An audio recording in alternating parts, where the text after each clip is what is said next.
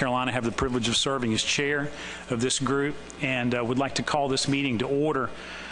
First item on the agenda, of course, is seeking your consent on the approval of the agenda, which was sent out in the briefing materials. Are there any suggested changes to the agenda? I see none. The agenda will stand approved as submitted. Also, we met last in August 2015 in Alexandria, again, the proceedings of which were mailed in the briefing material, included in the briefing material. Any suggested changes to the proceedings from August 2015? I see none. Then those minutes stand approved as submitted. Allow me, if I would, since I have the microphone and minutes, to offer my sincere and grateful thanks and appreciation to Joe Graham, who has helped me keep, I wouldn't say keep on time, but keep on task. So Joe will be leaving us after this meeting, and so this will be the last time that I have the benefit of Joe's terrific tutelage and parliamentary expertise. So Joe, thank you for keeping us going. Now is the time on the agenda where we have an opportunity for the public to comment for items that are not on the agenda. I've got 4 names of folks who have indicated their interest in submitting comments to the Menhaden board. So with that, if we could keep in mind we've got a rather ambitious agenda, we'll first call Mr. Robert Brown up to the public mic. Mr. Brown, thank you for being here.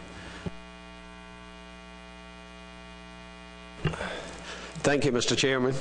My name is Robert T. Brown. I'm president of the Maryland Watermen's Association. Based on the results of the 2015 benchmark assessment, the Atlantic Menhaden stock has not been overfished and overfishing has not occurred. The bait fishery in Maryland is 1.3% of the total quota and is primarily caught in pound nets, which is a stationary fixed device. The economic effect and Menhaden reduction to our fishery, plus a 2.5% reduction in striped bass fishery, has tremendously impacted our economy. And we're being regulated out of business. And we would ask for some type of relief if possible. Thank you, sir. Thank you, Mr. Brown. Next, I have Terry Gibson. Mr. Gibson.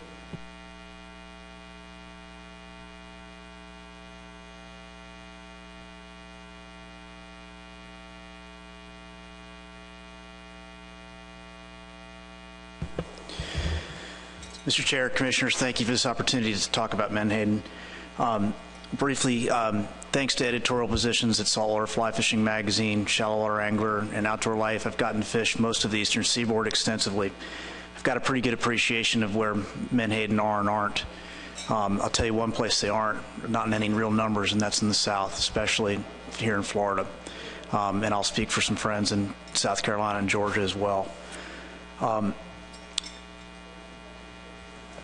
Y'all have made some important improvements in Menhaden management, and the populations do seem to be rebounding in the core parts of the strongest parts of their range, namely in the Mid-Atlantic. What you haven't done enough of yet is, you haven't been aggressive enough about, is rebuilding the large adult females to sizes and numbers so that we actually get some fish in the south and in New England and the farther parts of their ranges.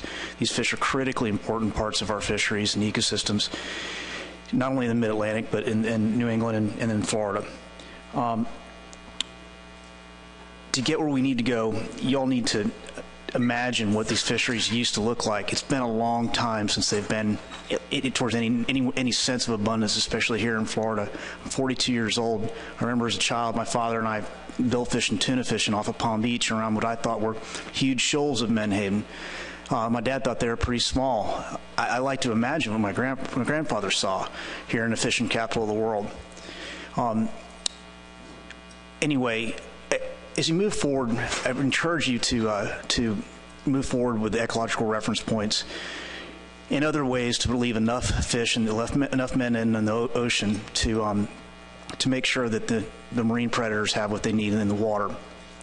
And in doing that, you need to imagine what healthy ecosystems look like. It's been a long time since there's been such a thing along the eastern seaboard of America, and that's too bad. But you need to picture a big, fat, lesion-free striped bass along the mid-Atlantic. You need to picture tunas and billfish in great abundance off of south of Florida instead of having to run to the Bahamas again. You need to picture spotted sea trout savaging peanut pogies in the estuaries of the Indian River Lagoon. That doesn't really happen much anymore, and we're on a dangerous course. Thank you very much. Thank you, Mr. Gibson. Tom Kiernan.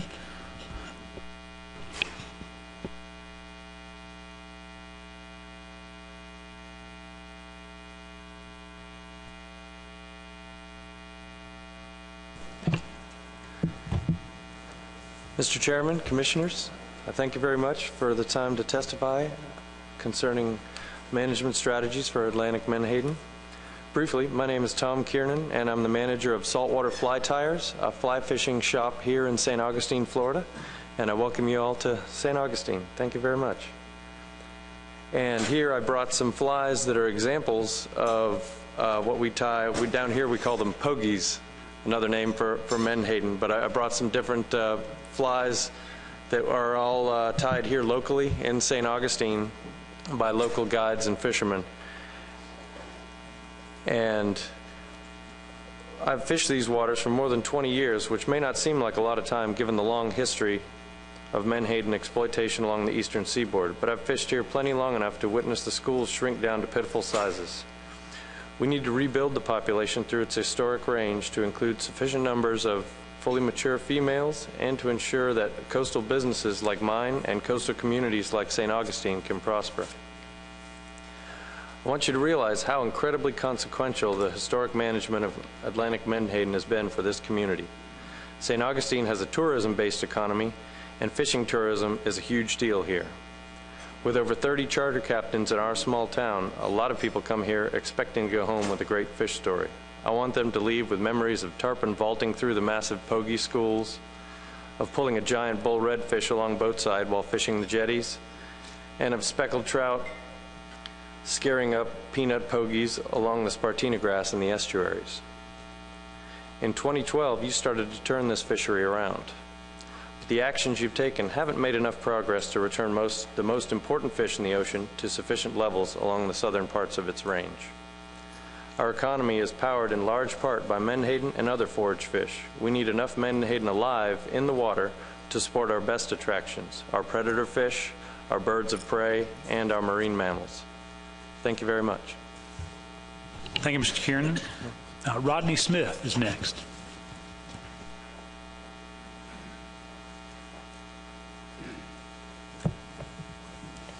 Good afternoon, gentlemen.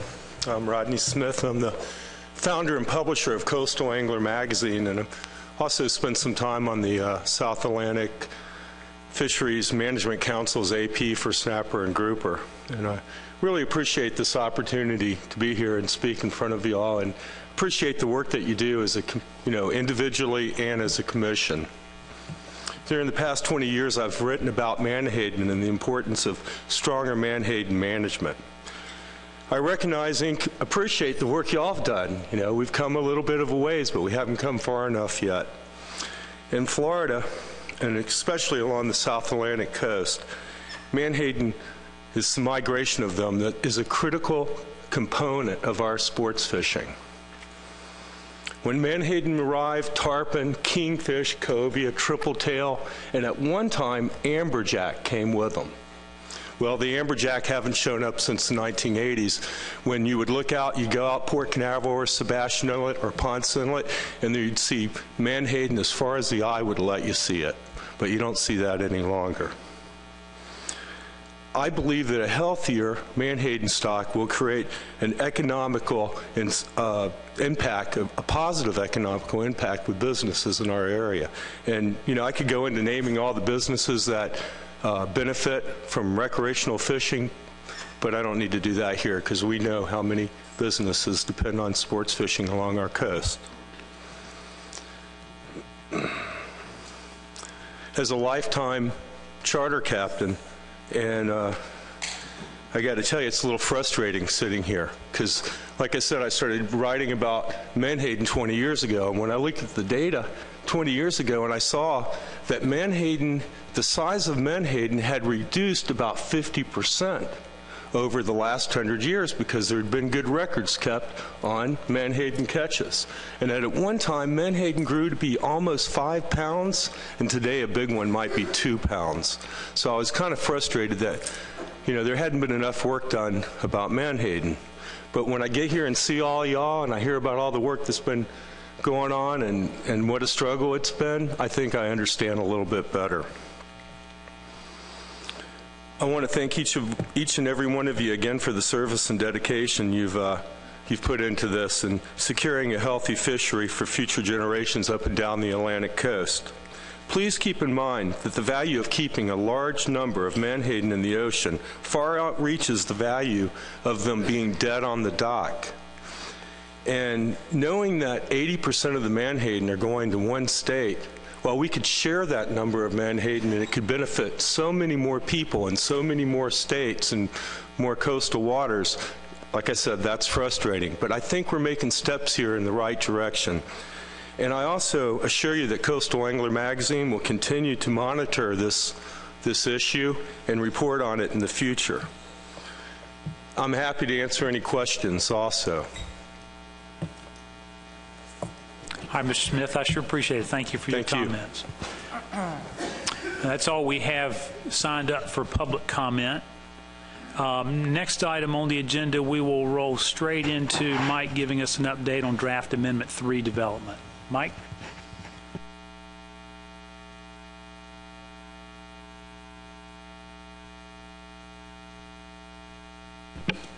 Thank you, Mr. Chairman. All right, this is going to be the first part. We're revisiting allocation in this portion of the amendment. So in terms of background, Amendment 2 requires that the board revisit allocation after 3 years of implementation. That's 2016. And we are currently using state-by-state allocation, and that allocation is based off of historical landings from 2009 through 2011. So there's been a subgroup of the board, we're calling it the board working group, that has worked on this issue. It's the same working group that's working on the ERPs, which you'll hear in the next section. They explored a full range of options. They considered old and new concepts, started broad and then focused in on the specifics. This is the presentation that will tell you a little bit more about the specific options that the working group moved through, and the ultimate draft goal remains the same as I presented last time. So in terms of revisiting allocation, the working group looked at landings history, the performance of state fisheries, some of the challenges associated with the current management program, and those challenges were listed in your briefing materials in the report that was included, but just to highlight a few: minimizing discard mortality, ensuring equitable access to quota among gear types and management units, basically striking a fair balance between current needs, interests, and capacity and future growth opportunities. So let's move into sort of the specifics that the working group really wrestled with during their consideration of all these allocation options for Menhaden. So the first, and I'm going to go, the letters here indicate a specific allocation scenario that they considered as being applicable to the Menhaden fishery. So the first is coast-wide quotas. So this would be one quota for the entire coast. Pretty straightforward. The second is, or B, is state-by-state quotas. So that's what we currently have. We have a coast-wide TAC that gets allocated to each individual state. So essentially, option B here is the status quo, the current option we use in the fishery. Option C would be regional quotas. So this is splitting up the TAC into regions. Some of the regions that were considered by the working group are listed here. There's a two-region approach, which is a north-south split, with the divide being in Virginia. Ultimately, that's the same division that was used in the 2015 benchmark stock assessment. So basically, that option would match the same division that we use to assess the resource. So that was one of the regions considered. Another region was coastwide or the Chesapeake Bay specifically. And then there was a 3-region and 4-region option, which split sort of geographically the Atlantic coast into regions, i.e. New England, Mid-Atlantic, the Chesapeake, and the South Atlantic. So ultimately, these were just sort of the potential options that could be considered under a regional quota program. Those were some ideas that they came up with. Moving to option D, that would be quotas by disposition. So this is, as was stated, we have a bait and reduction fishery for Menhaden, and so this would be dealing with quotas by disposition, i.e. allocating to the bait fishery and the reduction fishery separately. Option E is a fleet capacity quota. This is one that the working group really spent a majority of time discussing. As you can imagine, the options that I just presented are pretty straightforward. This one was a little bit new and required some sort of more critical thinking through the details. And so ultimately, the information that the working group reviewed to sort of think through a potential fleet capacity quota were gear-specific landings, how gears and potential fleets were permitted within the states. So remember, we have all these states managing their current state quotas. They all have different gear types that harvest under their state quotas. How are they managed within their states? What kind of licensing exists there?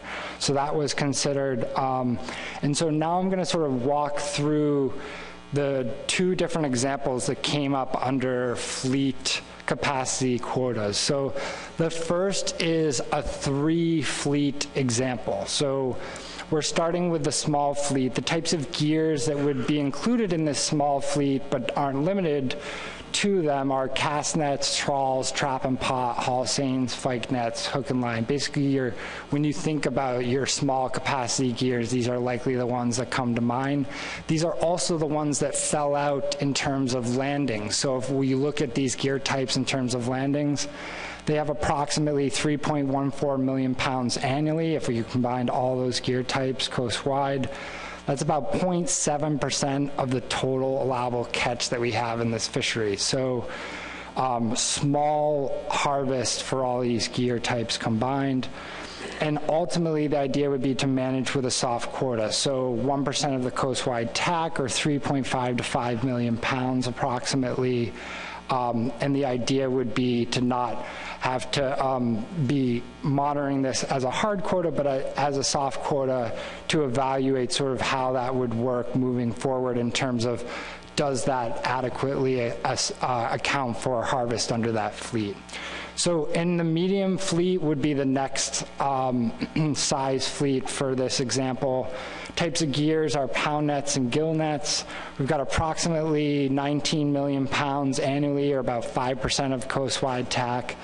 And ultimately, the working group sort of struggled with whether to manage this as a soft quota or as a hard quota. And so remember, these are just sort of, I'm just reporting on where the group is at with all of this. And so they wanted to include this note that if the board wishes to consider this fleet capacity, they might also consider further allocation, as example, regional or state by state, to provide equitable access to the quota. So remember, if you have quotas for all these gear types, you have these gear types existing in multiple states. So if you have one quota for all the gear types, you might want to consider allocating further to provide that equitable access for states that have these gear types in this allocation scenario. So large fleet, as you probably suspect, what's left is purse seines and pear trawls. They have approximately 409 million pounds annually, or 95% of the coastwide TAC. They would be managed with a hard quota, and ultimately this same note still exists. So you have multiple states with purse seine and pear trawl fisheries, so the board may consider further allocation beyond the fleet quota to provide equitable access to the quota within all the states that have that gear type. So that was one example of a potential fleet capacity allocation. Here's another example. This one only has 2 fleets instead of 3. So essentially, if I could summarize this without confusing you with all the words on the slide, it's basically combining the small and medium fleets of the previous example together into a small fleet and keeping the large fleet essentially the same. So let me get into a little bit more of the specifics there. There's still this discussion, so with the realignment here, they're landing approximately 22 million pounds. And there's still the consideration of managing this with a soft quota. And the idea behind or how this example is different than the previous one is the possibility to allow basically the harvest to fluctuate above the quota in a year when fish are available. So I'll sort of explain that with a figure a little later, but keep that in mind. There's this ability for sort of harvest to fluctuate around what that TAC would be. So the annual review would occur to evaluate how the how the harvest matches up to the quota for that group. And the intent of the working group was to potentially set triggers for this small fleet if that harvest that is allowed to fluctuate grows to an unacceptable level. And so some examples of how they could limit that was through trip limits or returning to state-by-state quota allocation for this small gear type. So there's some mechanisms to control that fluctuation around what the quota would be. So this figure simply just provides a graphical representation of what I just explained. So on your y-axis, you have % of the quota, and on the x-axis, you have time moving forward. That would be a representation of year.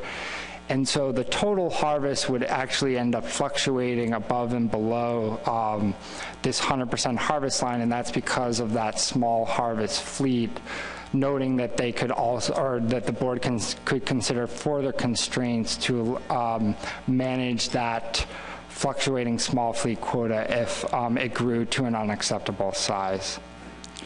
So the other part of this two-fleet example is obviously a large capacity fleet, and the types of gears are the ones that are left, purse seine and pear trawls. Once again, they're harvesting 95% of the coastwide TAC currently, and those would be managed with a hard quota. And there's the same note in here that, as I stated previously, the board may want to consider regional or state-by-state allocation to further allocate from that large fleet.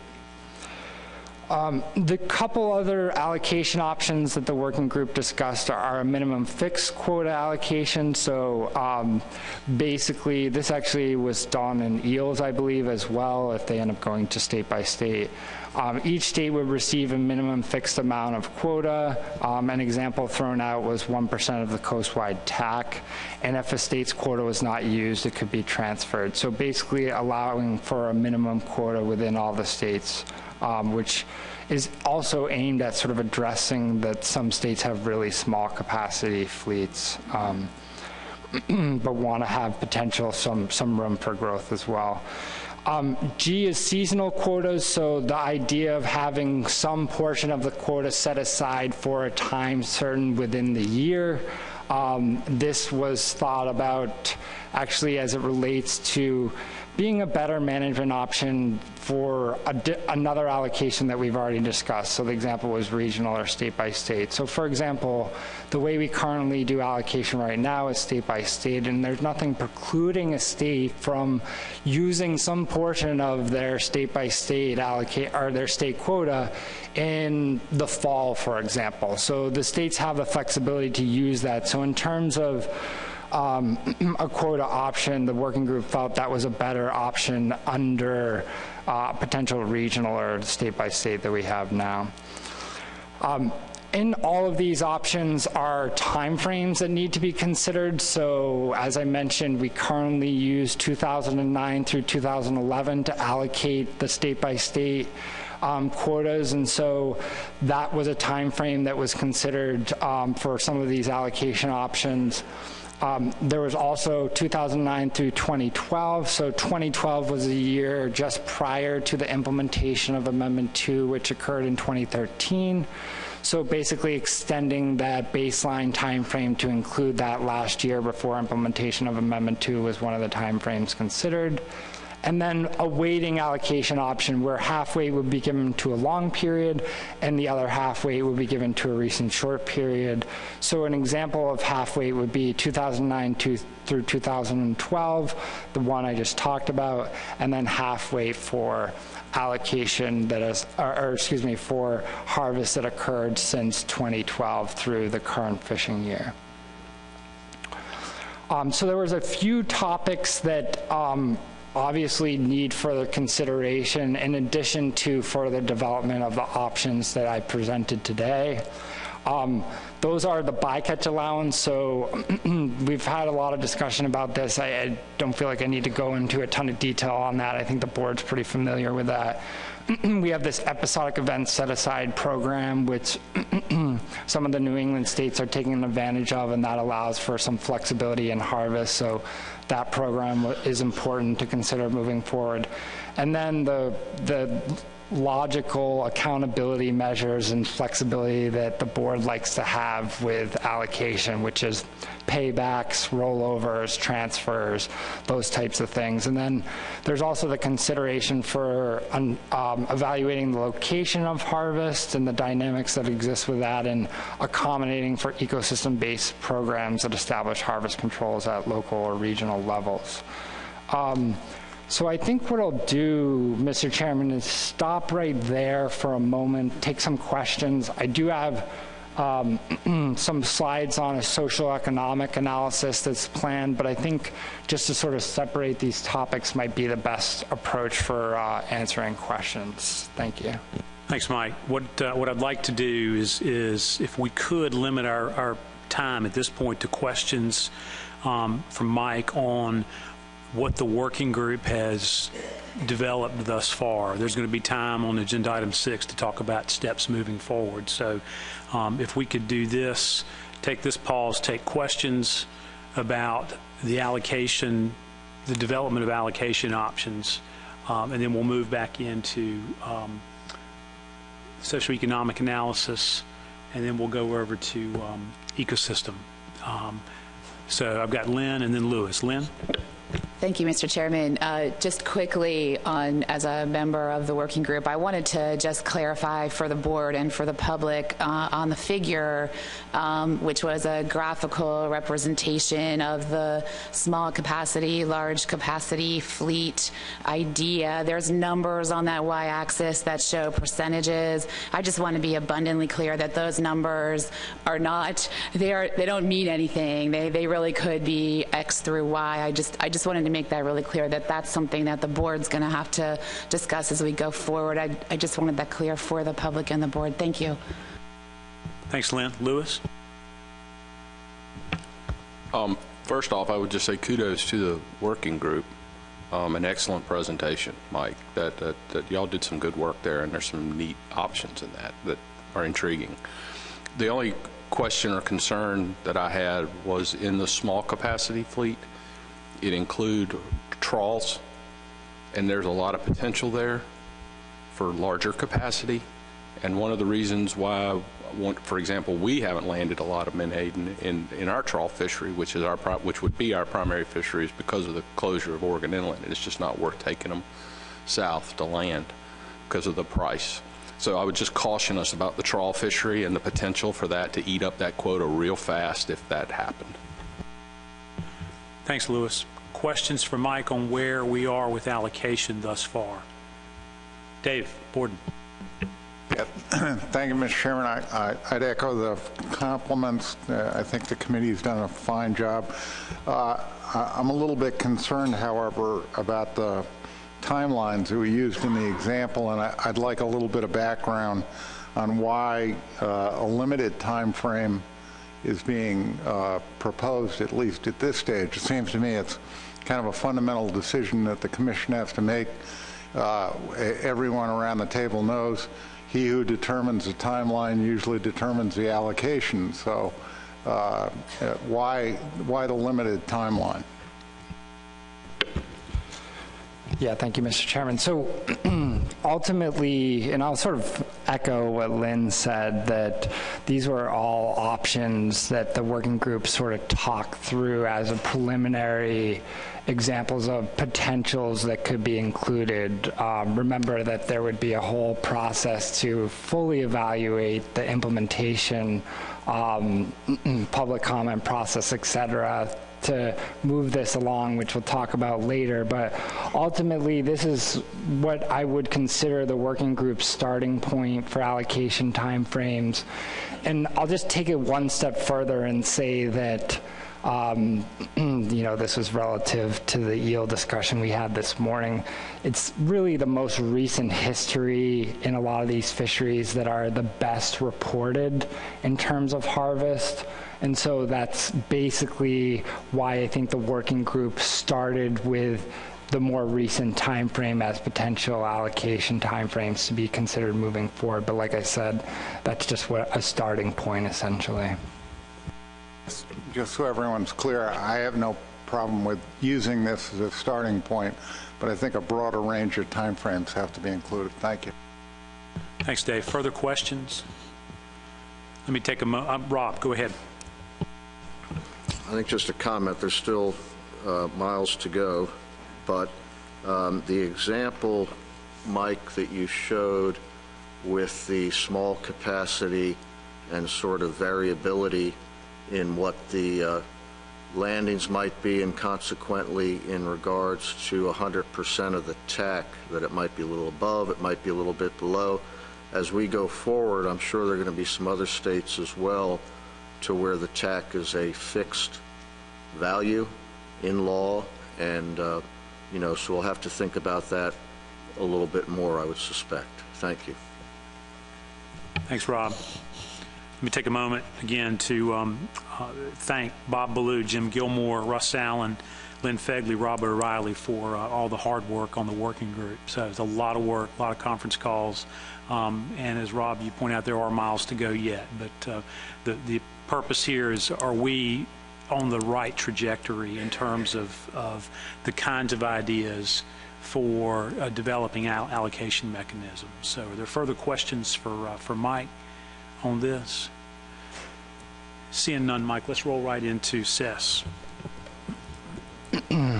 Okay, thank you, Mr. Chairman. As I talked about actually at our last meeting, we brought this topic up, that the Committee for Economic and Social Sciences is working on a request for proposals to do a social and economic analysis for the Menhaden fishery.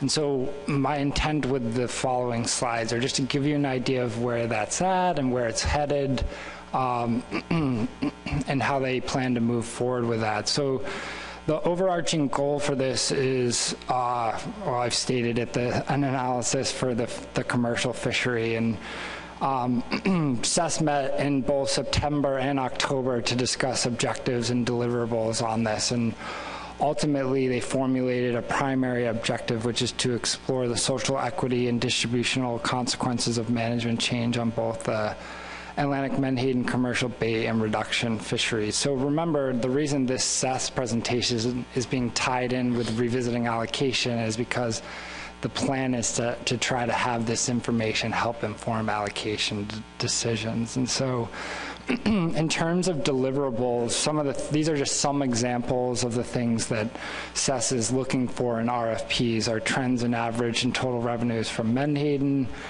total bait sales and proportion of Menhaden sales, and identifying clients or purchasers, both commercial and recreational.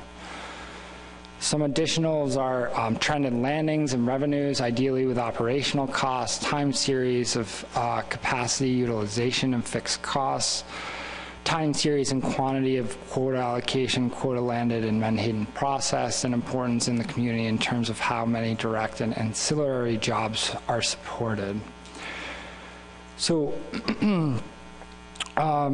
there's a lot of jargon in there, of course, but the point is that SES has taken a really close look into some of the things that could be evaluated through the social and economic analysis. And they want to reiterate that this characterization of the coastwide Menhaden fishery is a necessary first step before an actual economic analysis to explore allocation trade-offs could be considered. And so the idea here is that this information will help inform allocation discussions at this point, but evaluating the economic benefit of one allocation scenario after another is not quite where this, where the CES expects the whoever is awarded this grant to end up at, just because that's more involved and this needs to happen first before that next step. So ultimately, when we received that feedback from the CES, we sat down and thought, okay, if that's the case, if we can't quite get to the economic evaluation side of things, is there any way that we could sort of give a little bit more direction to this request for proposals to get as close to that as possible, noting that some of this information needs to be gathered first? So the idea that staff and our board chair came up with was recommending the board allocation subgroup meet with the Committee on Economic and Social Sciences subgroup to sort of discuss exactly what it is the allocation working group thinks will be the most useful to help evaluate those different allocation options that we just presented and went through. And so that is the recommended path forward, is to get those two groups matched up on this topic.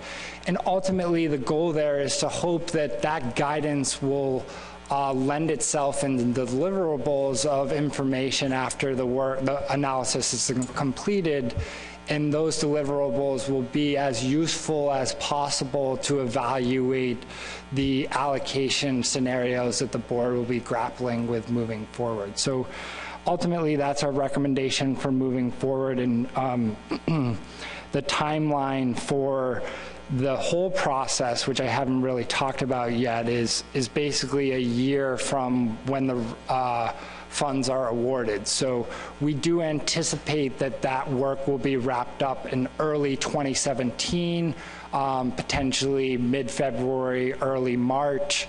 And so that'll just give you an idea of how long this analysis will take and an idea of when it will become available for board review and consideration moving forward. So with that, Mr. Chairman, I'd be happy to take any questions. Thanks.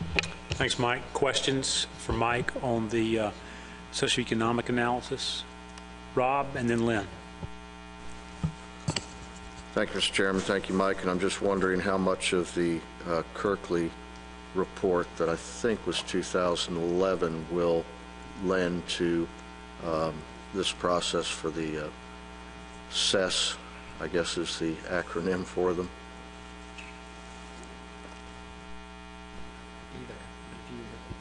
Yeah, it's absolutely going to be a driver. There's, for those that don't remember, there is work that's been done sort of socially and economically on the reduction fishery. That's the Kirkley report that Rob O'Reilly is referring to. And so if it is absolutely sort of the foundation of the CES moving forward, is to try to use that information to help guide exactly what occurs in the next step of this, which will be a sort of a broader characterization of the fishery as a whole instead of just the reduction, the fleet. Lynn? Yeah, thank you, Mr. Chairman. I know the state of Maryland was very interested in this, and it's gratifying to see it come through. A couple questions. The Menhaden fishery in Maryland is one of our most important in that it's supporting many of our communities, and the economic information is difficult to obtain, and we don't really have some of this things like operational costs. So my question is that information something that the contractors would collect, or would they be expecting the states to produce those data? That's my question. Thanks. Lynn, I think that would be an amazing question for the discussion between the SES subgroup and the board working group that's worked on allocation. And, you know, it's difficult for staff where, you know, I'm not a social economic scientist. And so I think it's important, and that's why we highlighted that as an important step, is so that you could ask those types of questions and get answers to that so that you'd be comfortable sort of where we're at with this process. Further questions? Okay, thank you, Mike. Shanna? I think you're up to talk about Ecosystem Management Objective Workshop. Great, thank you, Mr. Chair.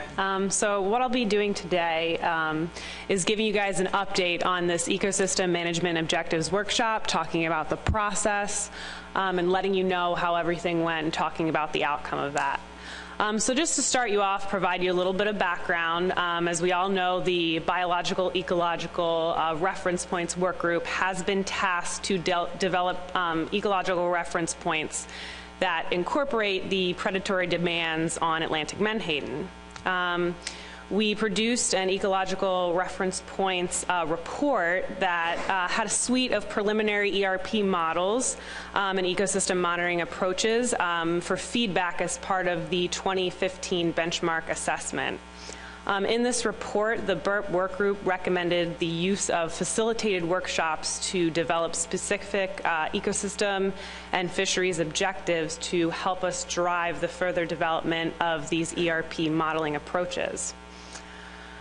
So this Ecosystem Management Objectives work group contained a broad range of representation, including commissioners, stakeholder representatives, and technical representatives, and I have that listed up there. And the workshop was facilitated by Dr. Michael Jones, who has a good deal of experience in this type of structured decision-making process, and he was actually the chair of this year's Menhaden peer review.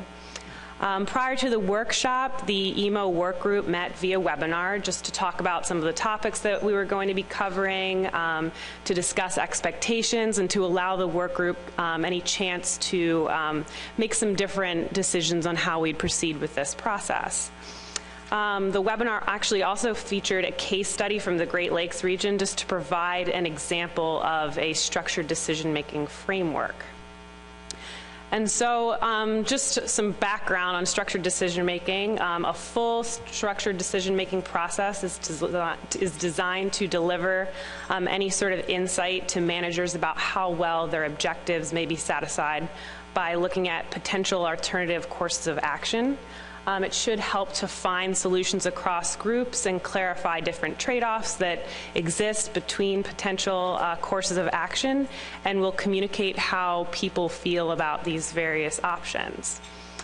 This EMO workshop was the first step of this process to actually sit down and define those management objectives for Atlantic menhaden and their associated performance measures.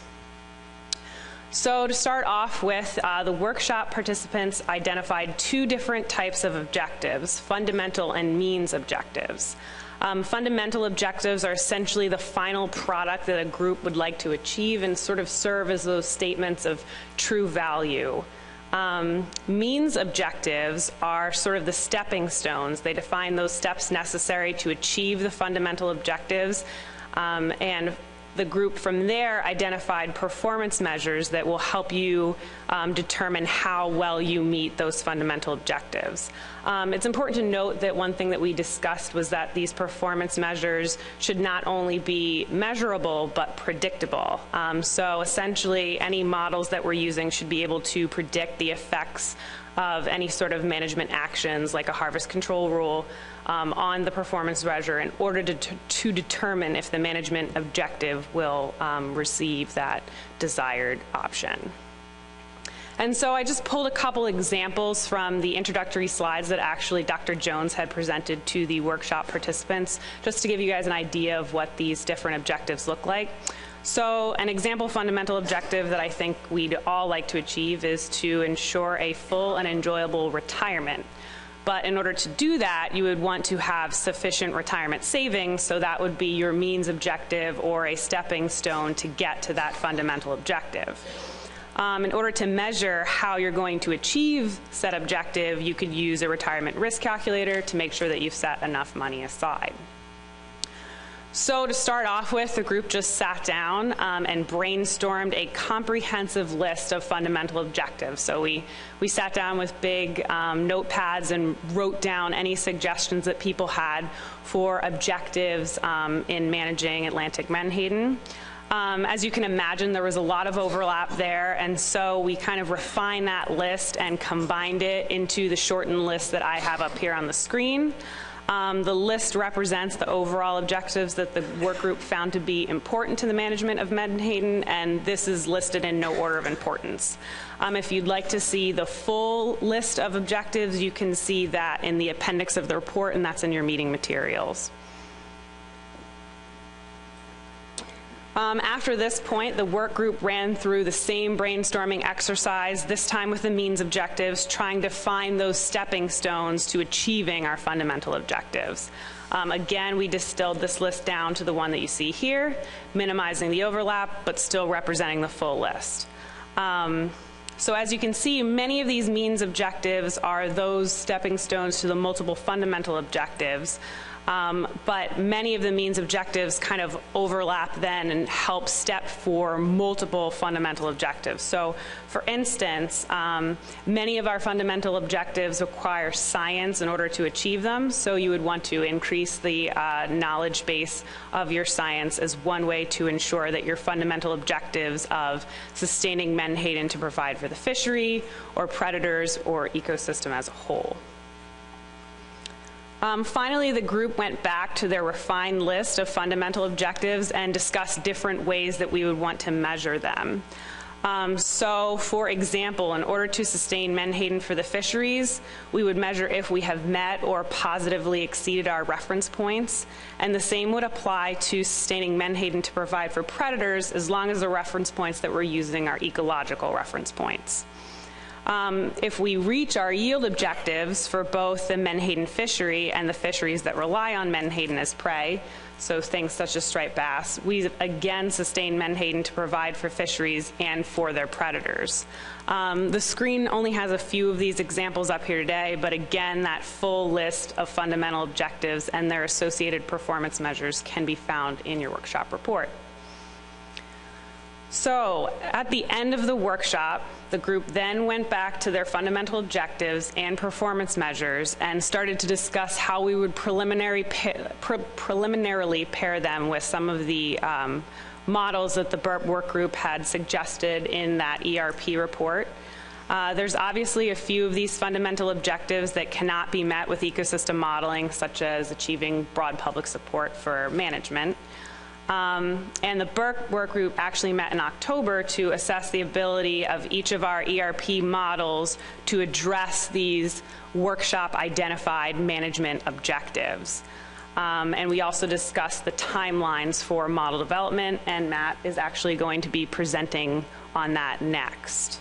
And overall, I think that it's, all of us believe that the workshop did exactly what we set out to do.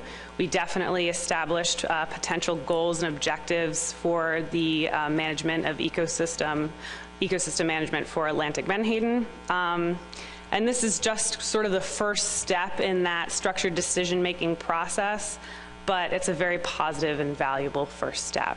So with that, I'd be happy to take any questions on how we, hashed all of these things out and discuss the process more.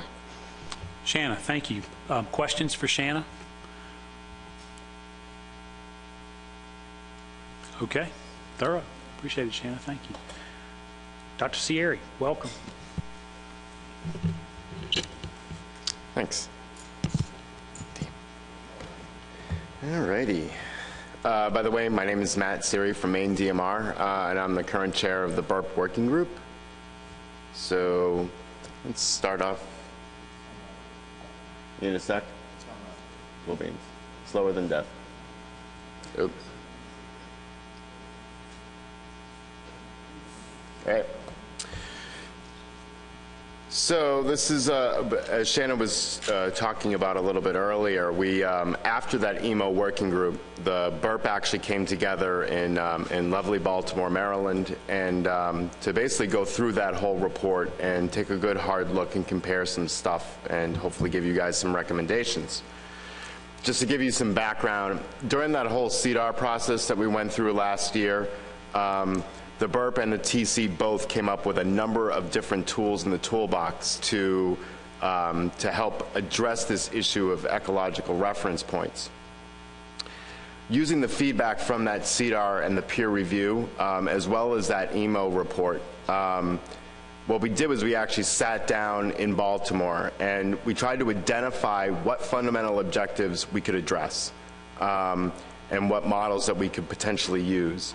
And then to assess each one of those models that we had in those tools in our toolbox to address which performance measures, and then to make a recommendation on how we think we might want to move forward. What tools in that toolbox are actually, we think, are the ones that are going to be best able to get the job done, is how we approached all this.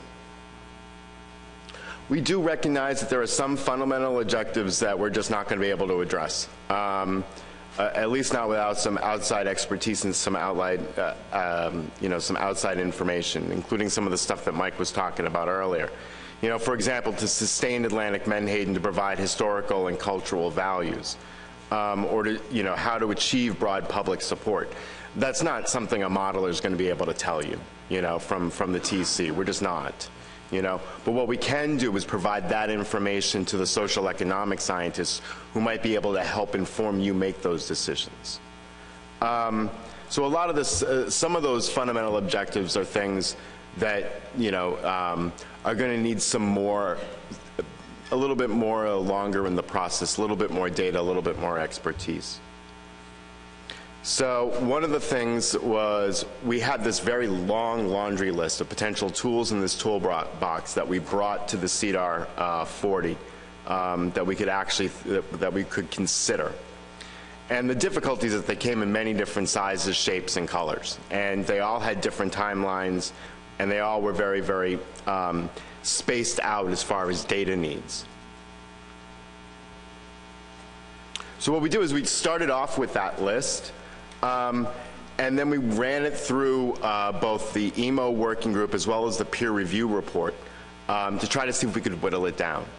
And we based what we chose on whether or not a particular thing or a tool in the toolbox could address multiple objectives, whether or not it could predict and monitor some of those performance measures. I mean, it's not enough just simply to monitor something, but that's kind of useless if you can't use it to predict what might happen if you change management, right?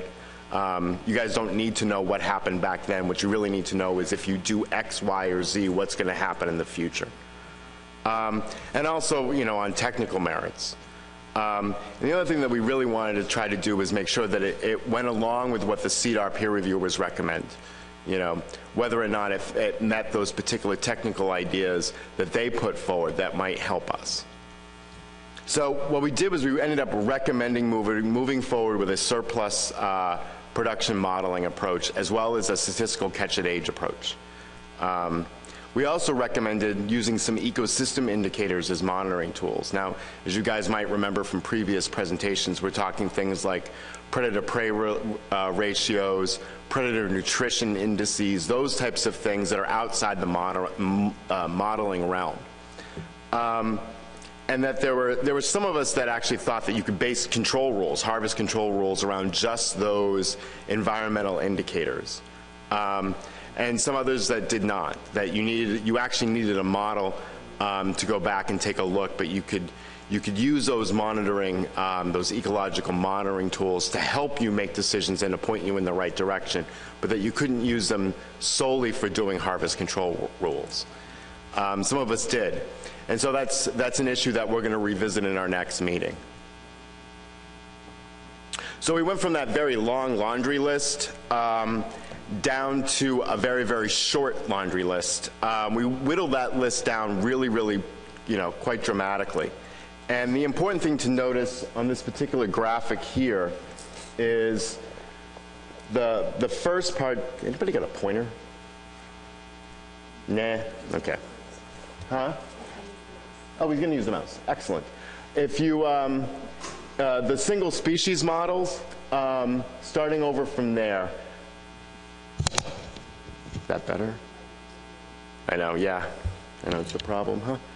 The difficulties using the single species models is that it can get at some of your objectives. Most notably to across the top, to do abundance of Menhaden yield, age composition, those types of performance measures with the fundamental objective of sustaining Menhaden to provide for fisheries.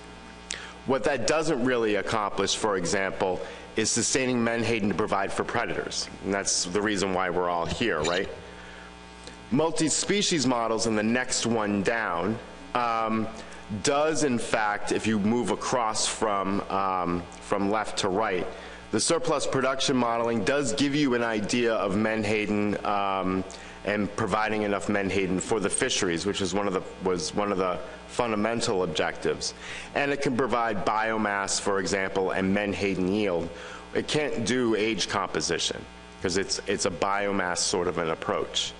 So as you read across this table, you can see that some of our methodologies can accomplish more than one fundamental objective and the performance measures that go along with them. The very last column is the timeline and how long some of these things will take to develop.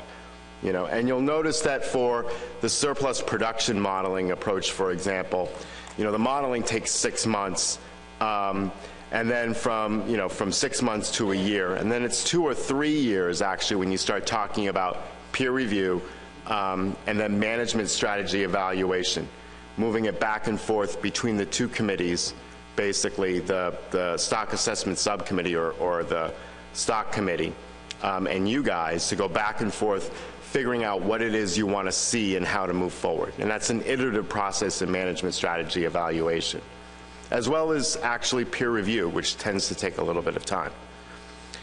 So based on all that information, we've whittled down the objectives as defined in that EMO report.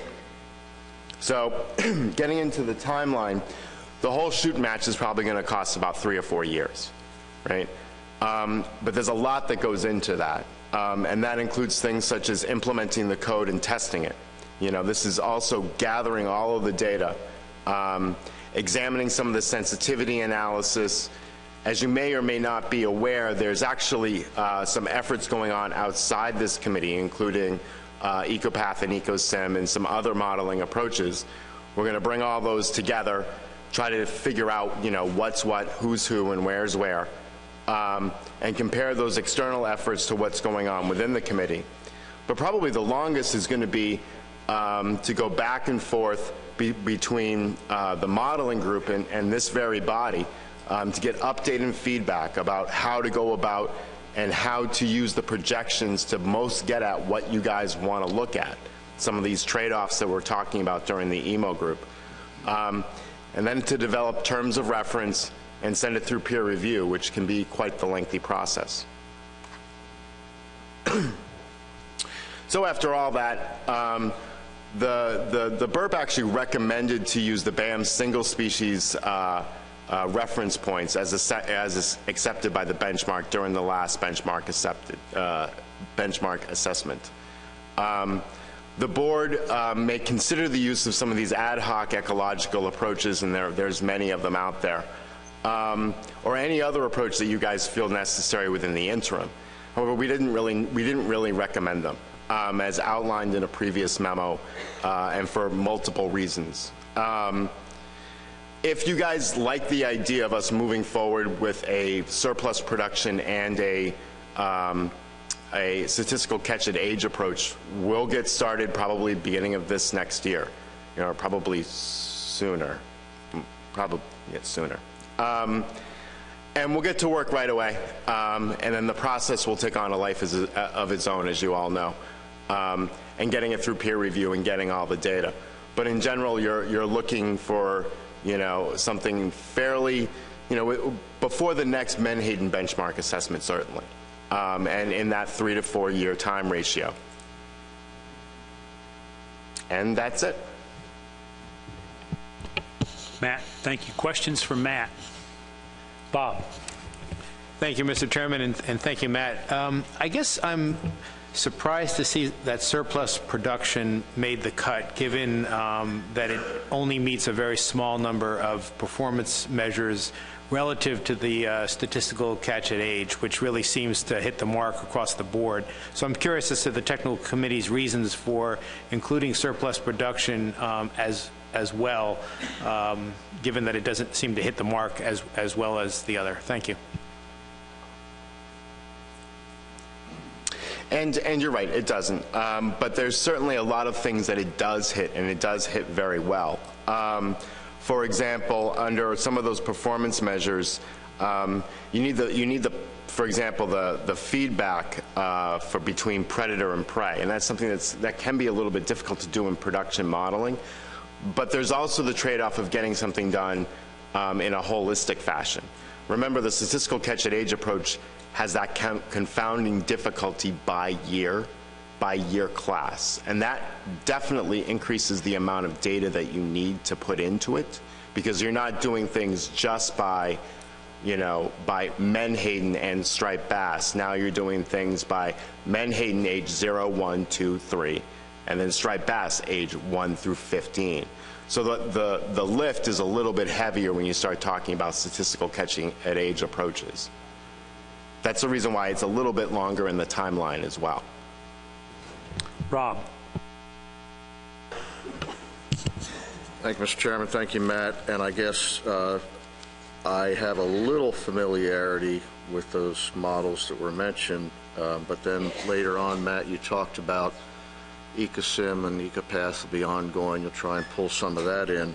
I know Shanna mentioned that you can't capture the whole universe here with everything that was involved in that meeting that we had, but I'm wondering where exactly the predators, where they're going to be brought in, and the relationships there with Menhaden. How flexible is really the statistical catch at age to bring any of that in, which I'm not aware of.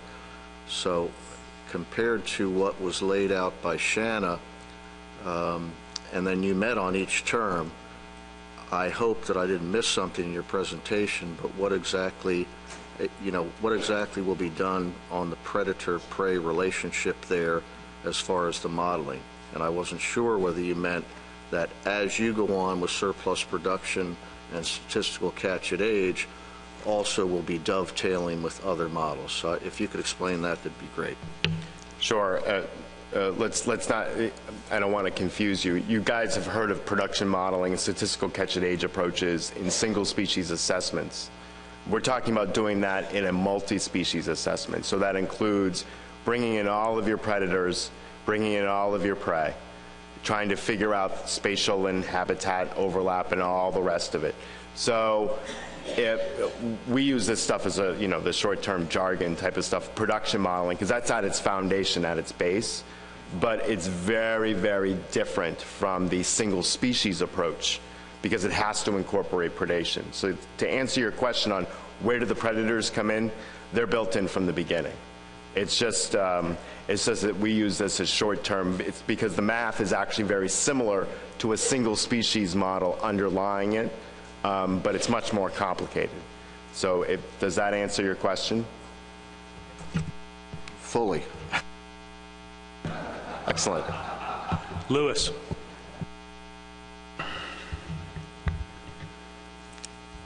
I don't really agree with any of it. And I got a real problem with the approach. And I've said this before, and I'm just going to say it again just so my conscience is clear. 3 or 4 years, we need to take some action now. And I just have absolutely no confidence that we're going to have a usable product at the end of this effort. None. Because we start talking about, have you got cormorants included? Have you got all the different whale species, all the different dolphin species, king mackerel, cobia, all the stuff from the South Atlantic? What one of my colleagues said it'd be like landing a man on Mars to accomplish this. I just don't see it happening. And I'm not exactly sure how many times we're going to have to meet and how much this is going to cost us.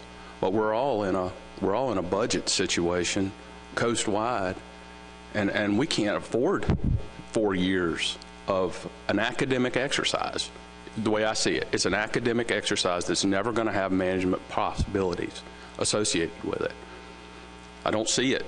And so I'm going to make a motion that we not recommend moving forward with the Biological Ecosystem Reference Points Committee, and that we use a conservative biological reference point and move forward with this. That's a motion by Dr. Daniel. Is there a second? Second by Bill Goldsboro. Discussion on the motion?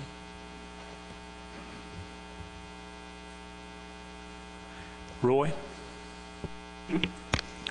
Mr. Chairman, would Lewis explain, without seeing exactly what he said, would Lewis explain the last part of his motion, please?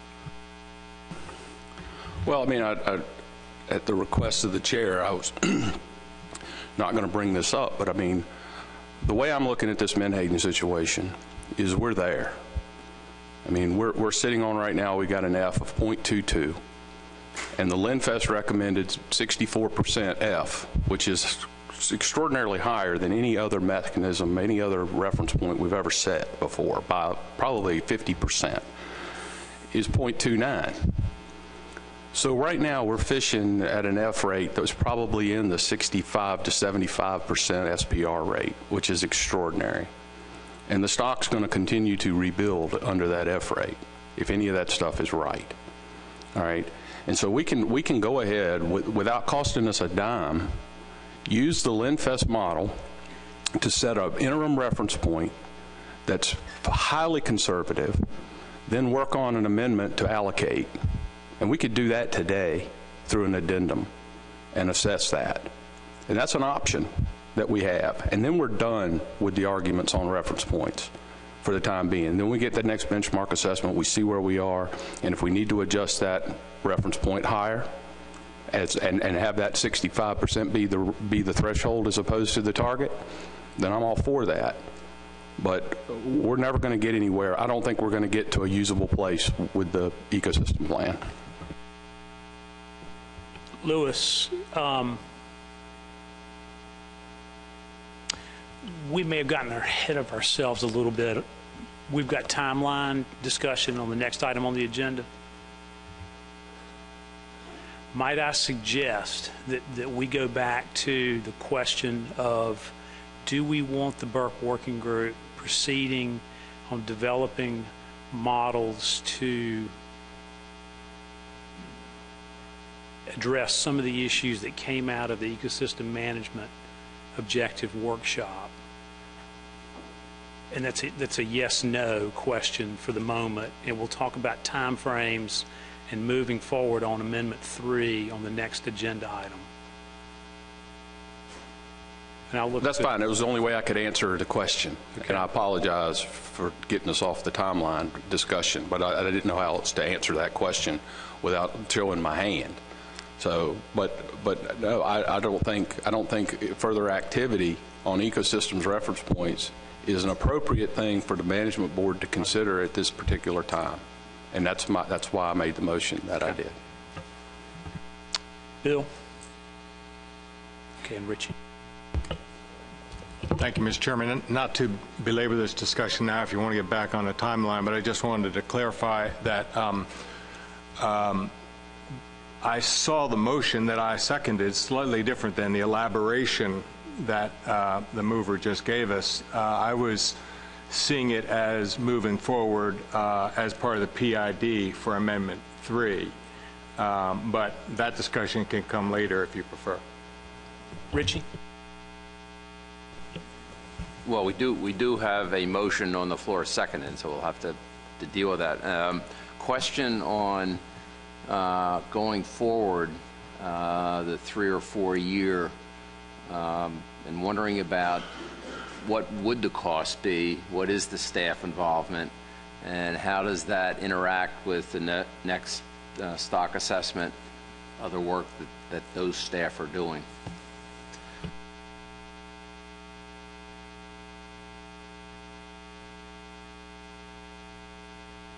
Robert, I've asked for that information from Laura, how many meetings, how much each meeting costs, how much they've met before, and we just haven't been able to get that information yet. So just to keep staff from having to scramble, I've already asked for that information.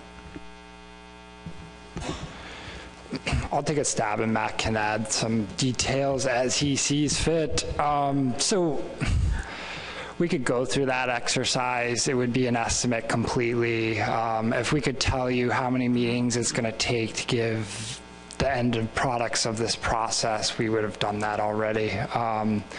I'll just give you a little bit of perspective, which I think is probably what Matt will add, is that we just went through the 2015 benchmark stock assessment for Atlantic Menhaden. That was a single species assessment, and a large chunk of the technical committee committed over 2 years of their time to that process. So that doesn't answer your question, Louis, or Richie, I think, who asked it. But it gives you some perspective that if it took that much effort and time for the single species, you can imagine that it's going to take that plus some for this 3 to 4 year process that involves multi-species and new modeling approaches that we haven't specifically worked with all the data gathering that goes along with that. Follow up. Thank you, Mr. Chair. And the next benchmark stock assessment would begin during this process. Is that correct? And if so, how is their staff time available if the last stock assessment took 2 years and you're adding a 3-year project that is laid in that? You know, is it possible? Yeah, so before I give Matt a chance to add to my original answer, I'll just say that our next single species Atlantic Menhaden assessment is an update that's going to occur in 2017 that will bring the data through 2016, and will deliver results of that assessment late, likely at the November meeting of 2017.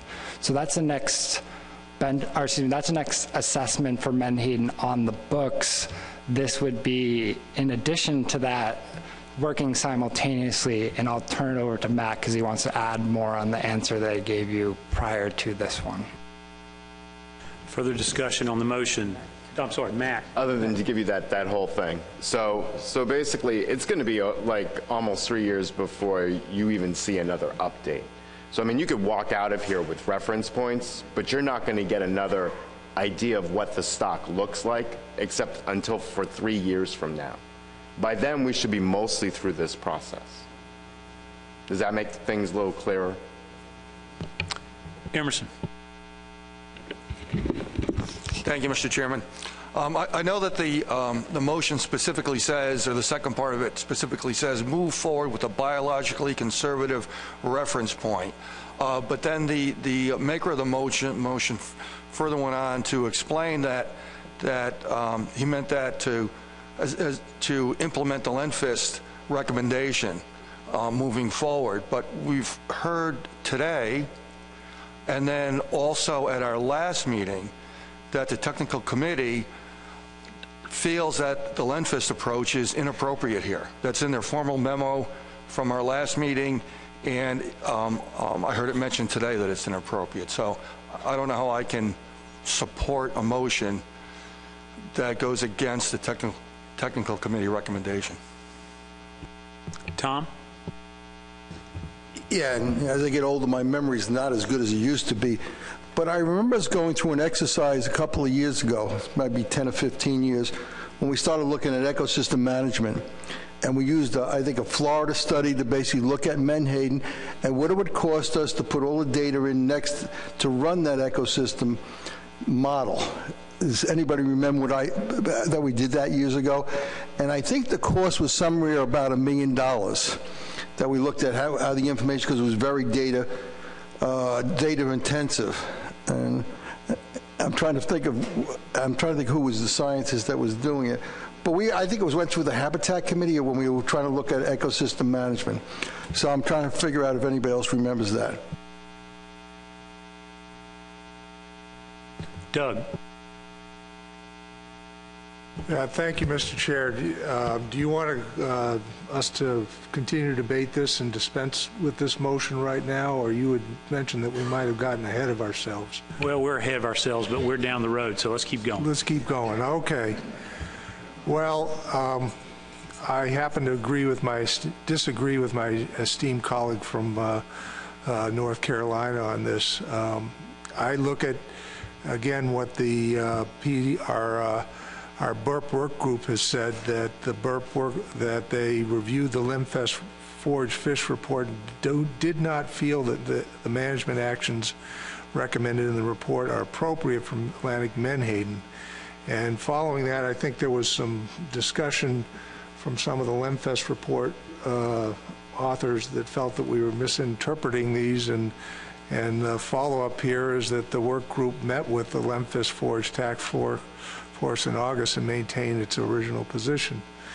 I also am the Atlantic Herring Committee chair on the New England Fisheries Management Council, and we had, again, something similar recommended for Atlantic herring to use the Limfest report. And I don't know how much similarity there is between the Menhaden BURP group and our PDT, but they came to the same recommendations to us. So I am very uncomfortable with moving forward with this kind of a management strategy for dealing with ecosystem-based reference points when we have our scientists saying that that's not appropriate. I also look at the position we're at right now. We have a stock of menhaden that is a very high level of abundance, and I think we do have the time now. If clearly if we were overfishing, we wouldn't have. We'd want to be moving forward quickly with something different. But I think we have the time to put into this right now. And as many of you remember, I've been the one that started this motion probably 5 or 6 years ago, saying we need to get biologically based ecological reference points here. And they're saying we can do it. It's going to take time, just like any development of ecosystem management. It's going to take some time. It's not easy. There's a lot of data that has to be put in together, and you're developing something completely new. You want to make sure it's absolutely right before we move forward with it. But we've got the time now to do it. You know, we're in good shape. So let's move forward with this instead of trying to use some method that our scientists say aren't appropriate for menhaden. Lynn. Thank you, Mr. Chairman. It might be helpful to clarify the motion a little bit to say move forward with a biologically conservative reference point. What this motion doesn't say is how we would move forward. I do agree with Lewis that we are fishing at a conservative point right now. I guess I have some concerns that if the worst case scenario would be that through taking additional time, we let the fishery get itself back up to some level like F30 or F20, and then we figure out in 5 years that we want to be fishing at F70, which is where we are, and then we have to make a 30% reduction. So I think we have to balance that. But to the point of how we would move forward, you know, right now we've got Amendment 3 has the allocation issue and the ERP issue together in the same document.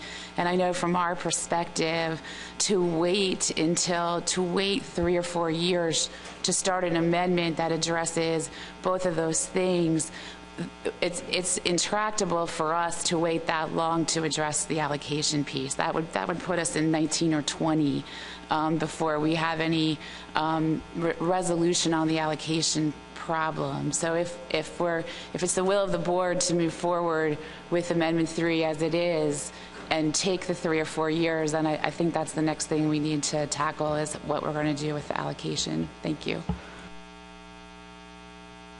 Bill Goldsboro.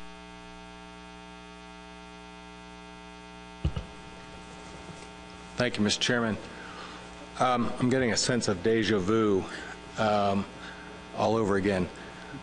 I think it was the 99 benchmark where the peer review recommended that we try to account for Menhaden's ecological role, and we subsequently developed Amendment 1 that was adopted in 01 that included for the first time ever a management objective to do exactly that, to account for Menhaden's ecological role, and we're still trying to do it. Now, what we did at the time, well, I believe a year later, or in the year following, was began the development of the MSVPA.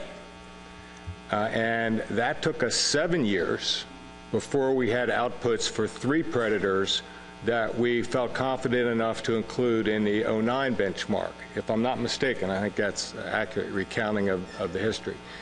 And again, if I'm not mistaken, that peer review suggested ways to upgrade the MSVPA, including another predator. I think they were going to put dogfish in there and then a feedback loop, and it's about as far as I understand all that, of course. But we were on the track to doing that, and then we sped up this most recent benchmark as a result of all the deliberations under Amendment 2, and that didn't get done. And subsequently, I believe the technical or the modelers among us want to abandon that framework altogether and move on to some more nimble ones, which I understand. But now we're talking about the same sort of exercise over we don't know how many more years, and that's the sense of deja vu that I feel. So it's kind of frustrating. We've been working on this for quite a long time, and it turns out that around the world, lots of other people have been working on this too. The LendFest approach, if you will, is not just done by one group of people. There's a lot in the literature that has been made accessible to us of work all around the world that have coalesced around this principle of what's being called now the 75% solution, about maintaining that level of virgin biomass for important prey species. So there's really a scientific consensus emerging worldwide on that kind of an approach. LendFest is but one example of it. I would refer any of us to the report that recently came out from Wild Oceans called Resource Sharing that goes through all of that. And I think it has nearly 100 references in it. And then with respect to LendFest, it is true that our BURP group has recommended against it. They did today. And they did in May in a memo to us at our May meeting. And Doug started to gave part of this point, made part of this point, but I'll repeat it. That's why I raised my hand. That reminding us that we got a letter from the co-chairs of the LendFest Forage Fish Task Force at that time. It was distributed that day. That responded to a lot of the points that were made by the BURP group in their memo to us, and concluded that they felt that it was an appropriate approach for Atlantic menhaden.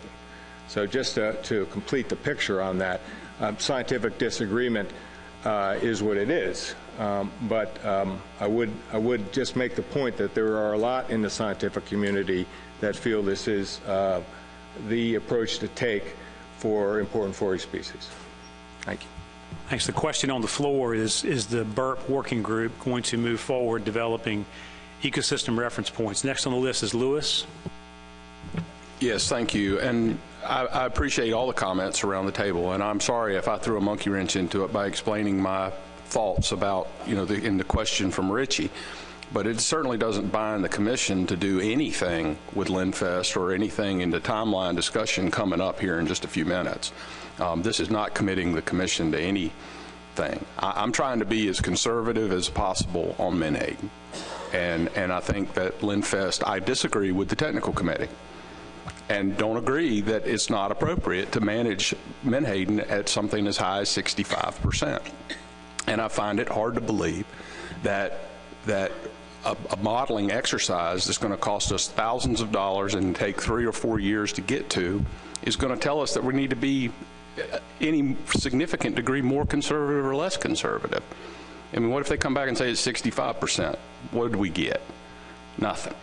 But yet we've been able to manage Menhaden now for 4 years at a much more conservative level that I think everybody around the table is interested in doing. So I apologize if I can create a confusion with the second half of my motion. It was not intended to. The main part of the motion is, as you described, Mr. Chairman, to not move forward with the modeling approaches by Burp. Representative Abbott. Used to be. Thank you, Mr. Chairman. I think that Louis just covered what I was going to ask. As I read the motion and as I sat here while everyone spoke about the motion, I didn't see the words Linfest up there. So I guess we're all looking at this maybe in different ways, and I'm not even sure if Louis's intent is to throw the Berg working group and the ERP modeling down in the trash barrel, but maybe to put it someplace else. So anyway, I don't see a problem with this motion, and I do not see anything in there recommending Linfest as the path to take. Thank you, Mr. Chairman. Thank you, Dennis. Terry. Yeah, thank you, Mr. Chairman. I can fully understand and support much of Louis's positions, but I have a little different point of view. My recollection, much like Doug's, is 5 or 6 years ago, this board strongly supported looking at an alternative management strategy and the development of this modeling. There's been a significant amount of work and time invested in it, and I think that concurrently and as financially responsibly as possible, we should finish the job. And there's too many unknown things that are going on with many of our FMPs, and especially in the New England area where one stock after another isn't recovering to the most strict the strictest of management measures. I like to see this move forward and decide 3 or 4 years from now whether or not it's a good idea. I think it's an investment well worth our while. Tom Fody. Well, I walked around the room and found out with the workshop I was talking about, and found out that Jack Travelstead was actually the chair of that 3-day workshop where we looked at that information. So it did happen a couple of years ago. It was also at that time, because the cost of $1 million is because we did not have a data on a lot of those species that we were looking at. So a lot of that money that we were talking about would have cost $1 million was gathering the data. Nowadays, we have the data to put into those models that we were talking about. But it's somewhere, maybe Bob Beal knows, in the records when we did a workshop to look at, and I think Florida was the place we looked at it, to basically do an ecosystem management on Menhaden to see how it would affect and what the cost would be and things like that. Mike. Thank you, Mr. Chair. I think I can pass, given Louis's clarifying comments. Thank you. Rob? Thank you, Mr. Chairman. And I can't support the motion, but I think the way I'm looking at this is we've had an interruption since about 2010. Back then, similar to what Terry recollects, the course of action was to go through with these biological and ecological reference point approach, and everyone got a little bit sidetracked by the way the assessments went. Now there's been a really replete, sound assessment, and so I share Doug's philosophy that there is some time here, but I think the commitment by everyone back in 2010 shouldn't waver today on how they wanted to follow through with this. Thank you. Kyle? I definitely see where we need to move forward with ecological, biological reference points. There's no doubt about it. The question is can we afford it? It sounds like people want to go forward with it. We don't know how much it's going to cost, But if we have the appetite to go forward with it, there's no sense in trying to do something different in the meantime. The question is, should we stay with single species as we've been doing for the last couple years until we can get to the point where we have a working model? I don't want to change something halfway, trying to do something. What does conservative reference points mean? I mean, let's use best science that we have today, figure out what the reference point should be based on the science we have today on single species, and in the meantime, in the background, work forward to the ecological reference point system and then switch to it in a slow, steady way so we know we have something working correct and we aren't caught in a situation where all of a sudden we're making decisions with bad science like we have in the past. Thank you. Russ? Thank you, Mr. Chairman. I echo Kyle's comments right there. You hit the points I was going to say. I'm not really sure what a biologically conservative reference point is in context to everything we've been doing right now. So, I'm all for moving forward with the BURP group and getting reference points that we think are going to work. It's what we've been committed to do. In the meantime, there's time to do other things. So, we've had the discussions about moving forward with ERPs and allocation, and I see that as a crossroads now going to split and move into different directions. But I definitely cannot support this motion, although I can support moving forward with a different management scheme. So, those are things we need to discuss as we move forward. But, Kyle hit those points just right, and I'm not sure what that new reference point's going to be. Is it something we just make up? Is it coming from some assessment? Is it coming from the assessment work group getting together and figuring things out? And how much does that cost and things of that nature? So thank you, Mr. Chairman. Mr. Beal. Thank you, Mr. Chairman. There's been, a number of folks asking if we can afford it and how much this costs and a number of other things. And I think the short answer is yes, we can afford it. This work really boils down to 2 or 3 meetings of the working group a year. That's $15,000 or $20,000 per year for the next few years. So it's not, on the whole scale of things, it's not that much money. And it's spread over a couple of years, and it's up to this group to set the budget priorities for the commission, or not this group technically, but the policy board, who is this group wearing different hats. But I think the biggest expense really is the staff time.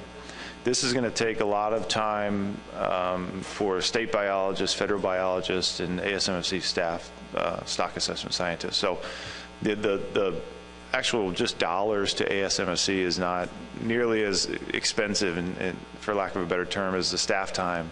And I'm not saying this should or shouldn't be done. I think that's just the board shouldn't get too worried about the dollars coming out of ASMFC's budget to afford this. We can do that. It's the other expenses in staff time. And if staff are working on this for the next 3 years, what are they not working on? And there's obvious trade-offs to all these things. Thank you. Thanks, Bob. Lynn. Hopefully I won't make things more complicated here, but I'm going to try a substitute motion, maybe in the hopes of shaking us loose. I would move to substitute this with a motion to move forward with developing a PID that includes all options for allocation and for ERPs that can be implemented in 2017. With a side note that the BURP working group should continue its work because science should grow, and they can come back to us when they're ready.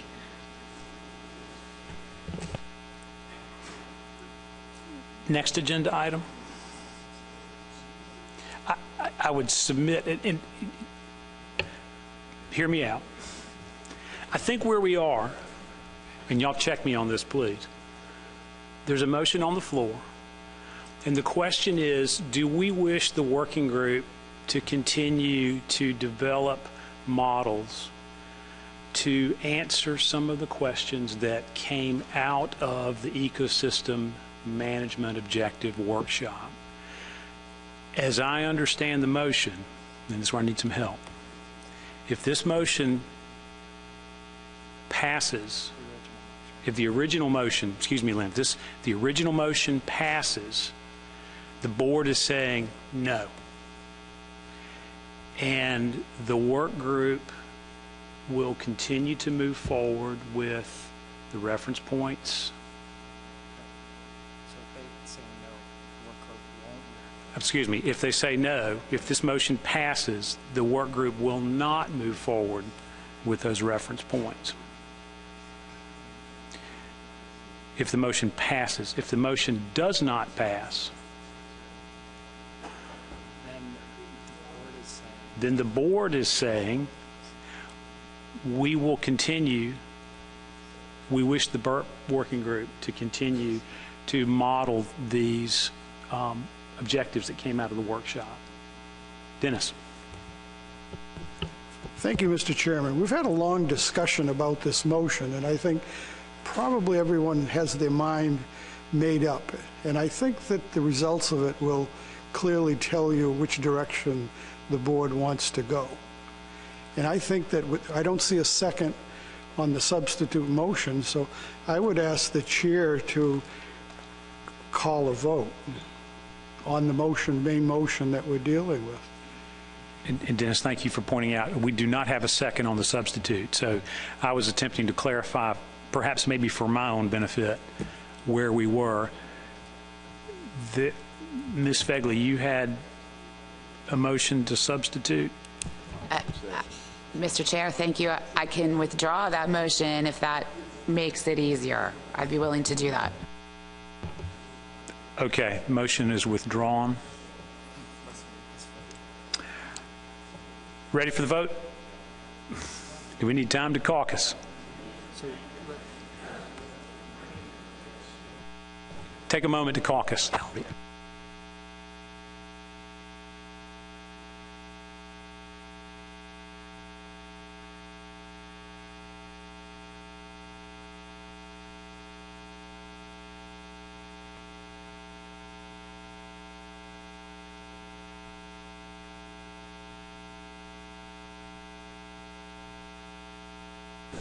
Okay, a roll call vote has been requested and ordered. Let's remind everyone where we are. The motion on the floor is to not move forward with the biological, ecological reference points working groups recommended ecological reference point modeling, and to editorially, Lewis, instead move forward with the biologically conservative reference point.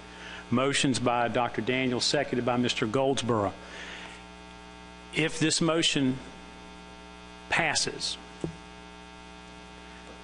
BURP will cease their efforts on the ERP modeling.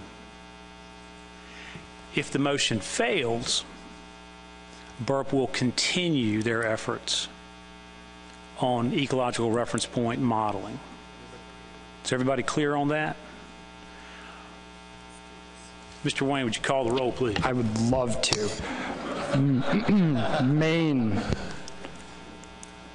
Maine votes no. New Hampshire. No. Commonwealth of Massachusetts. No. Rhode Island. No. Connecticut. No. New York. No. New Jersey. No. Delaware. No. Maryland. No. Potomac River Fisheries Commission. No. Commonwealth of Virginia. No. North Carolina. Yep. Shocker. South Carolina. No. That was a no. South Carolina was a no. No. N-O. Yes, sir. Georgia. No. Florida. Yes. National Marine Fisheries Service. No. U.S. Fish and Wildlife Service. No.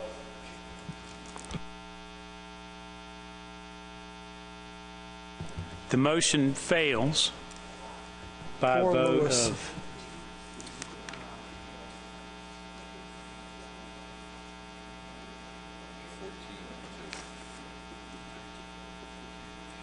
15 no's and 2 yeses, so 2 to...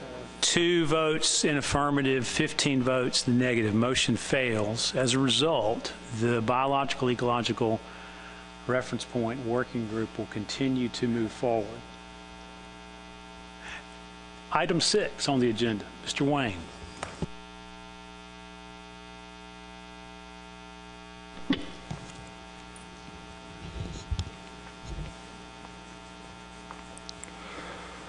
Okay. Thank you, Mr. Chairman. So, believe it or not, here comes the tough part. So we've got 2 issues that were initiated in this amendment.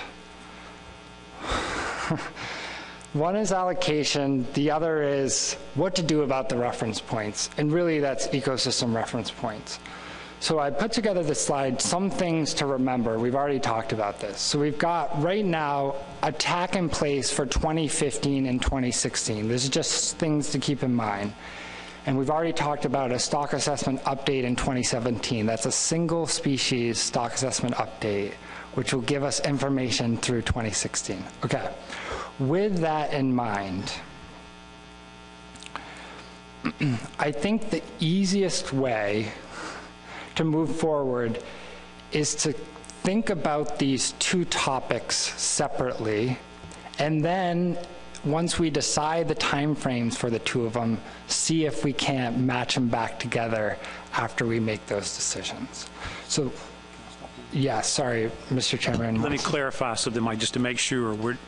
We've talked about the initiation of an amendment to take care of both actions. For the purposes of discussion today, and I promised you I'd set this up and I failed to. Purposes of our discussion this afternoon, we will deal with them separately.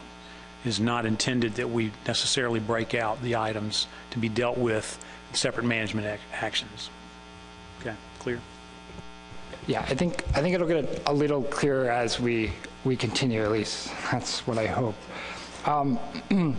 So a little bit of reminding everybody where we're at with allocation. So the board working group, as we started today, has put together a potential list of allocation options. So they've got the list together. Then we also talked about the social and economic analysis that's going to be conducted through most of 16 and will be delivered in early 17. Now, as a reminder, that social and economic analysis is intended to help inform those allocation decisions to some extent.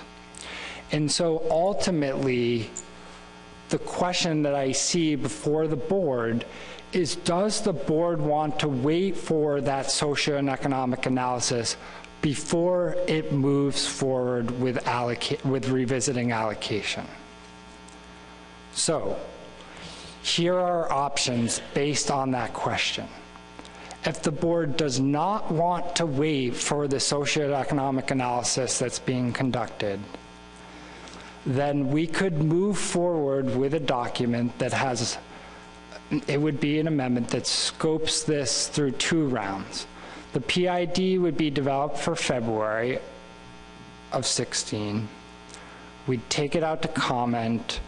We'd develop the amendment on that comment and move forward, wrapping the document up in 16 and being able to implement a revisiting of allocation for implementation in 17. So that's if the board does not want to wait for social and economic analysis. If the board does want to wait for the social economic analysis, then the timeline gets adjusted by 1 year. So instead of implementing allocation change in 17, it's now 18, if the board wants to wait for the social and economic analysis to make this decision. Okay, so that's one topic. I'm tempted to stop here and see if the board wants to make this decision right now. All right, let's do that. Discussion on proceeding and timeline with respect to the allocation question. Kyle. Well, I mean, I don't see why we would even have an analysis, a socioeconomic analysis, if we're not going to use it. So I don't see that there's a question. Of course we have to go with number 2. We need all the information to make the right decisions. Why would we want to go in and make decisions without all the information?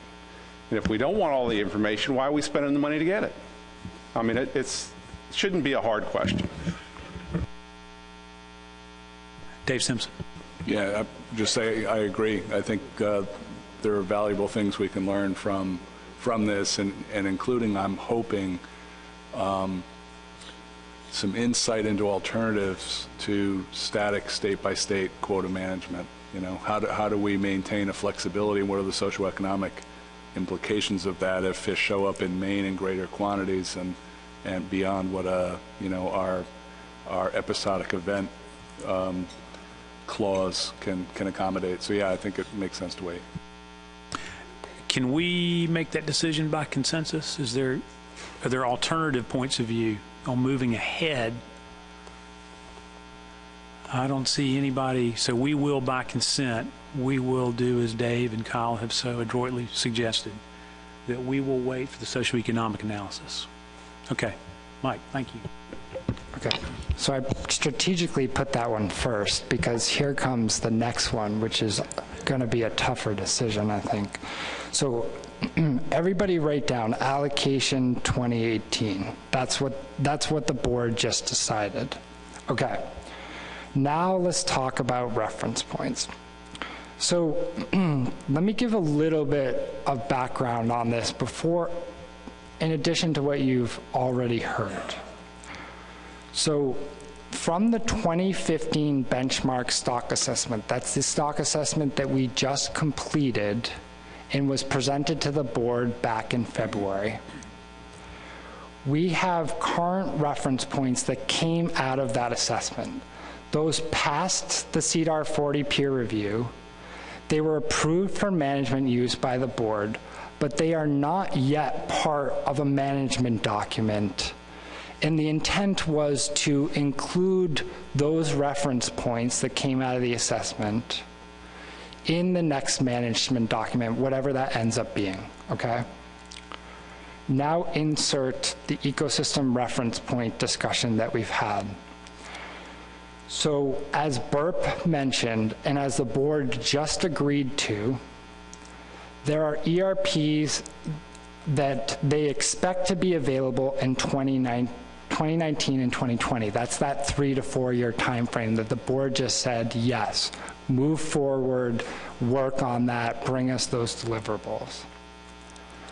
The other thing that's been talked about is what do we do, or what does the board do in the meantime?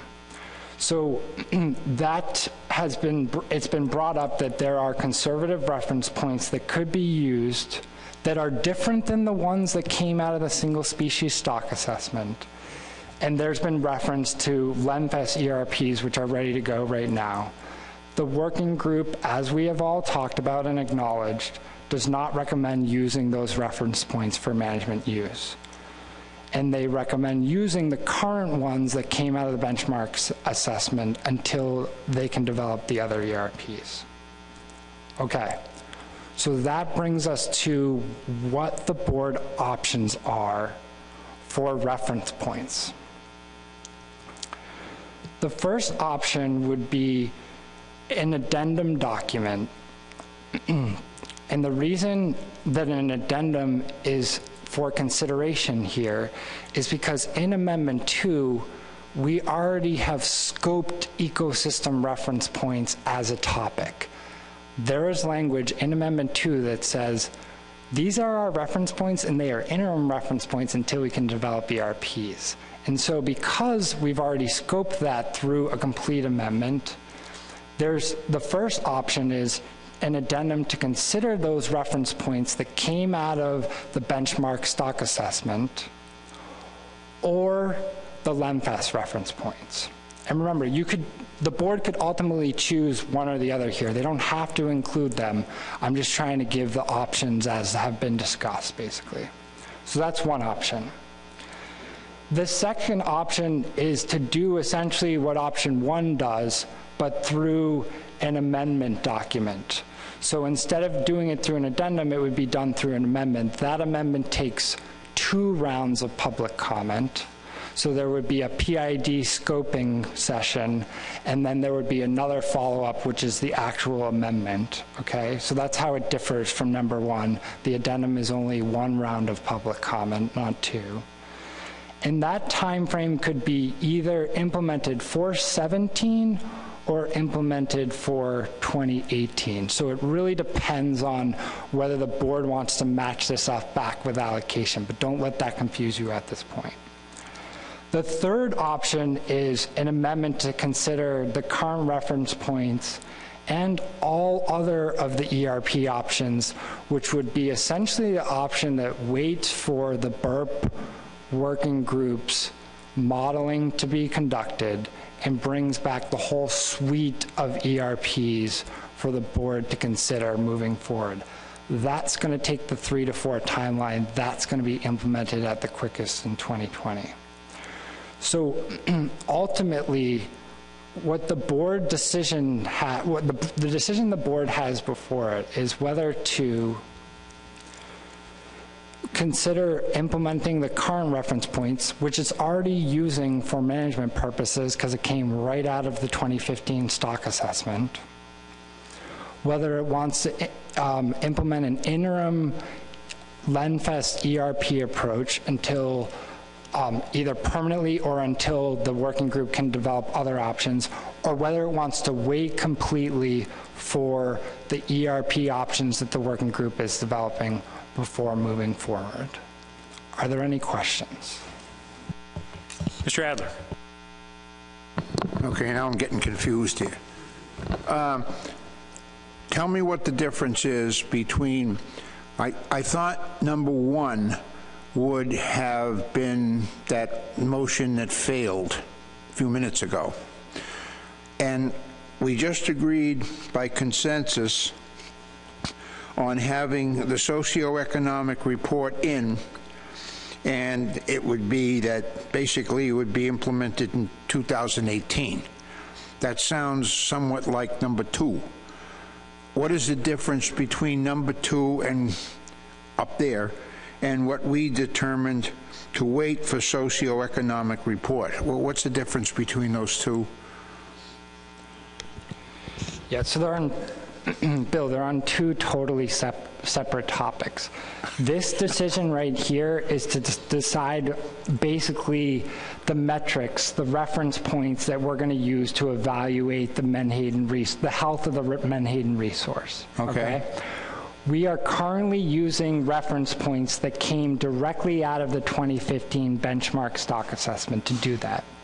There are alternatives that have been presented that could be used, although if it's LENFEST, the working group does not recommend to use them and recommends waiting for the ERPs, which is the decision that we just made the motion previously, which was BURP, work on your ERPs, bring it back to us in 3 to 4 years.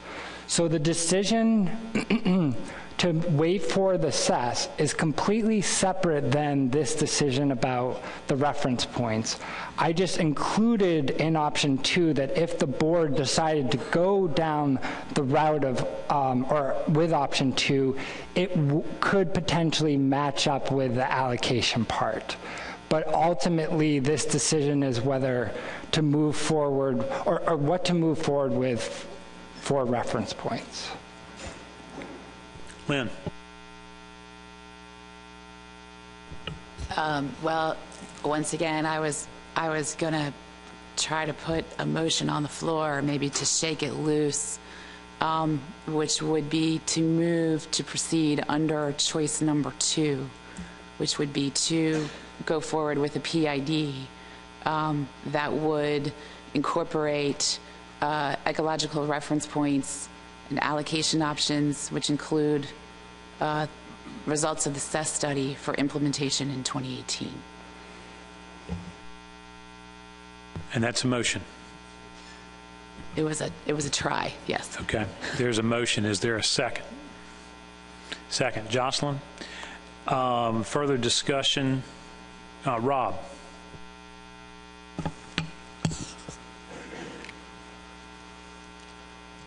I guess we're going to hash this out again later, but I'm hearing left and right that the technical committee has not endorsed the LendFest, so I don't know why we have those as part of the number 2 or even number 1, because in my mind, Mike's information about we're already managing essentially with the current reference points, well, I think we ought to just do an addendum and use those current reference points. We know they're interim, but they're the best available reference points we have, and we probably should have done that back in February, really.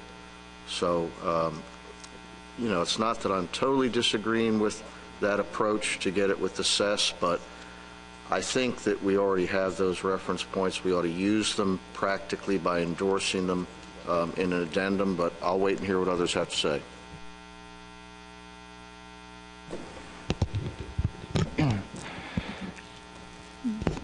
I just want to clarify, sort of in response to Rob's comment, that the only reason that the LendFest is a part of these options is because it is the only ERP available as of now. And I'll reiterate the caveats that we've already talked about. I don't feel like I need to do that again. But my point is that to keep it simple, I included that in there. Whether the board wants to move forward with having that in a document or not is the board's decision. It does not need to be in there. That is up to the board to decide. These options are just to help the board understand what could potentially be included at this point. Lewis. Get back up on that horse quick. I was actually looking at option 1, and the reason that I had was, number 1, I don't necessarily believe that the reference points require the socioeconomic analysis. That's really more in the allocation scheme, and I really would hope that we would make our decisions on reference points based on that need and for the resource. I have one real quick question before I can continue, and that is, what is the F for the current reference points in the stock assessment? I think it's 0.38, but I'm not certain. So the current, I think, sorry, I was sidebarring with Bob, but I think the question was, what is the current F target? Is that correct? Yes, please. So the current F target is... From the assessment. Yes, sir. The current F target is 0.38. Okay. So. And you already outlined where we are currently at. We're currently at an F of 0.22. Correct. So our current F target from the benchmark assessment, our F is currently below that F target. Correct. And so really the option is really how conservative do we want to be and how quickly. And regardless of the name LendFest, 64% SPR at 0.29 is far more conservative than the current reference point of 0.38. And so the question is, how conservative do we want to be? And that was the only reason. That was the reason why I keep bringing up the LendFest report, because it is more conservative. All right. So that's the reason why the option is there. I can't explain or understand why 0.29 is not more conservative than 0.38. But I guess there's a concern from the technical committee that I don't quite understand. But it was my thought and hope that we would move something immediately through an addendum, and we could do that. We could have that done and knocked out in February, if we went with option 1, and we had those 2 options that we could debate about again in February. But I'm not going to make another motion in Menhaden today. But that was my thought. Richie. I'd like to pass to Doug, please. So, yes, we have these 0.38 target reference points that are out of the stock assessment, the peer-reviewed stock assessment. We were fishing in the terminal year at 0.22. We've also increased the quota by 10%, was it? So we're going to be fishing at a slightly higher rate. But we're still, even with a 10% increase, we're going to be still fishing below either of these points, as long as we maintain the quota at that level. The danger clearly is if we maintain the F target at 0.38 and we decide to use that as an excuse to increase the quota again. The board, at least last year, felt that we needed to remain more conservative, which is leaving more fish in the water for forage at this point. I think if we just froze the quota during this period, we'd be accomplishing more than what we really need to do, and accomplishing without having to go to Lemfest or anything like that. Just provide, we could adopt the reference point, we could adopt the peer-reviewed reference points and then agree to freeze the quota until we get at that level, until we get ecological reference points from our burp group. Emerson. Thank you, Mr. Chairman. I had a point that I wanted to make, but that was 10 minutes ago. So my question is, do we need to do anything? Do we need to implement an addendum or an amendment to formalize our current reference points? I mean, we accepted the reference points already, didn't we? So do we need to initiate anything else in order to maintain those reference points?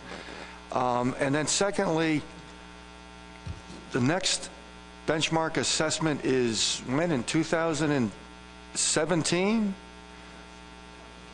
No. So it's two questions. All right, I'll start with the second one. So the next update is in 2017. So that will give us information through 2016, and then the Stock Assessment Subcommittee can also run projections on tax, just like you saw back in May, that helped the board determine what the tax should be, and that process can occur, and the next time that will happen is at the very end of 17, okay?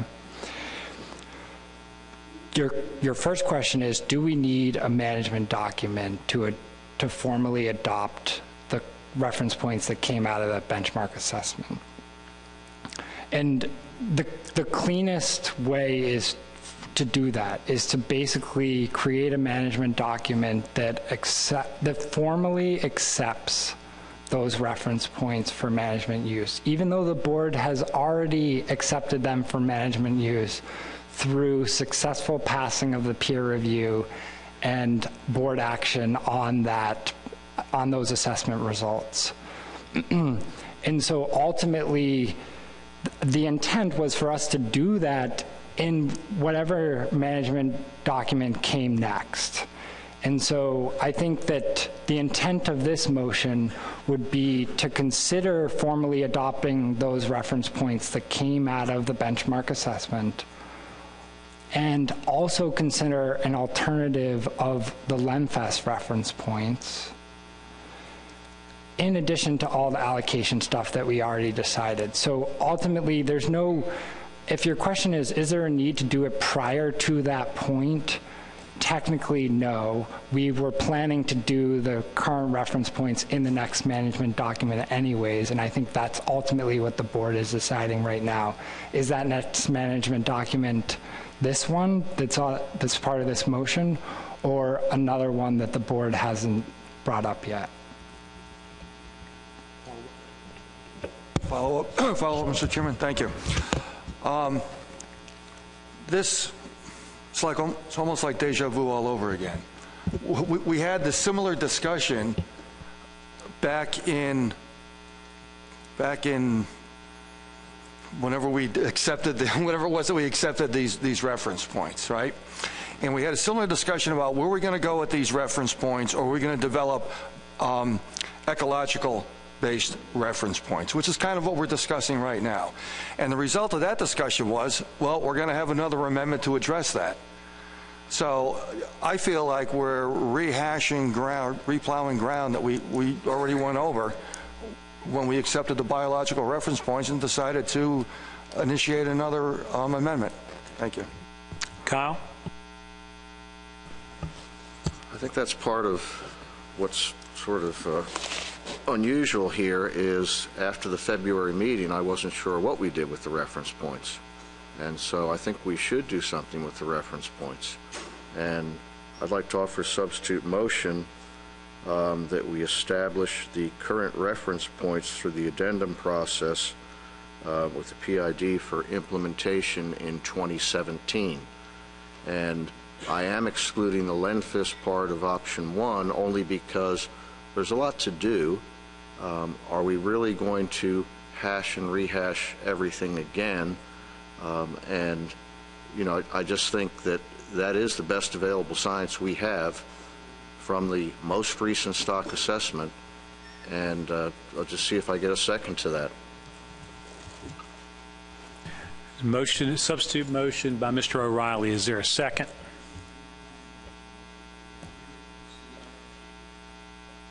Are y'all waiting for that to go on the board, or am I seeing a second?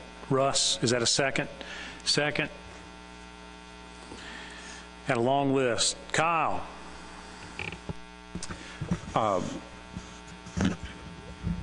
Yeah, what we're doing here. That's basically what I was saying.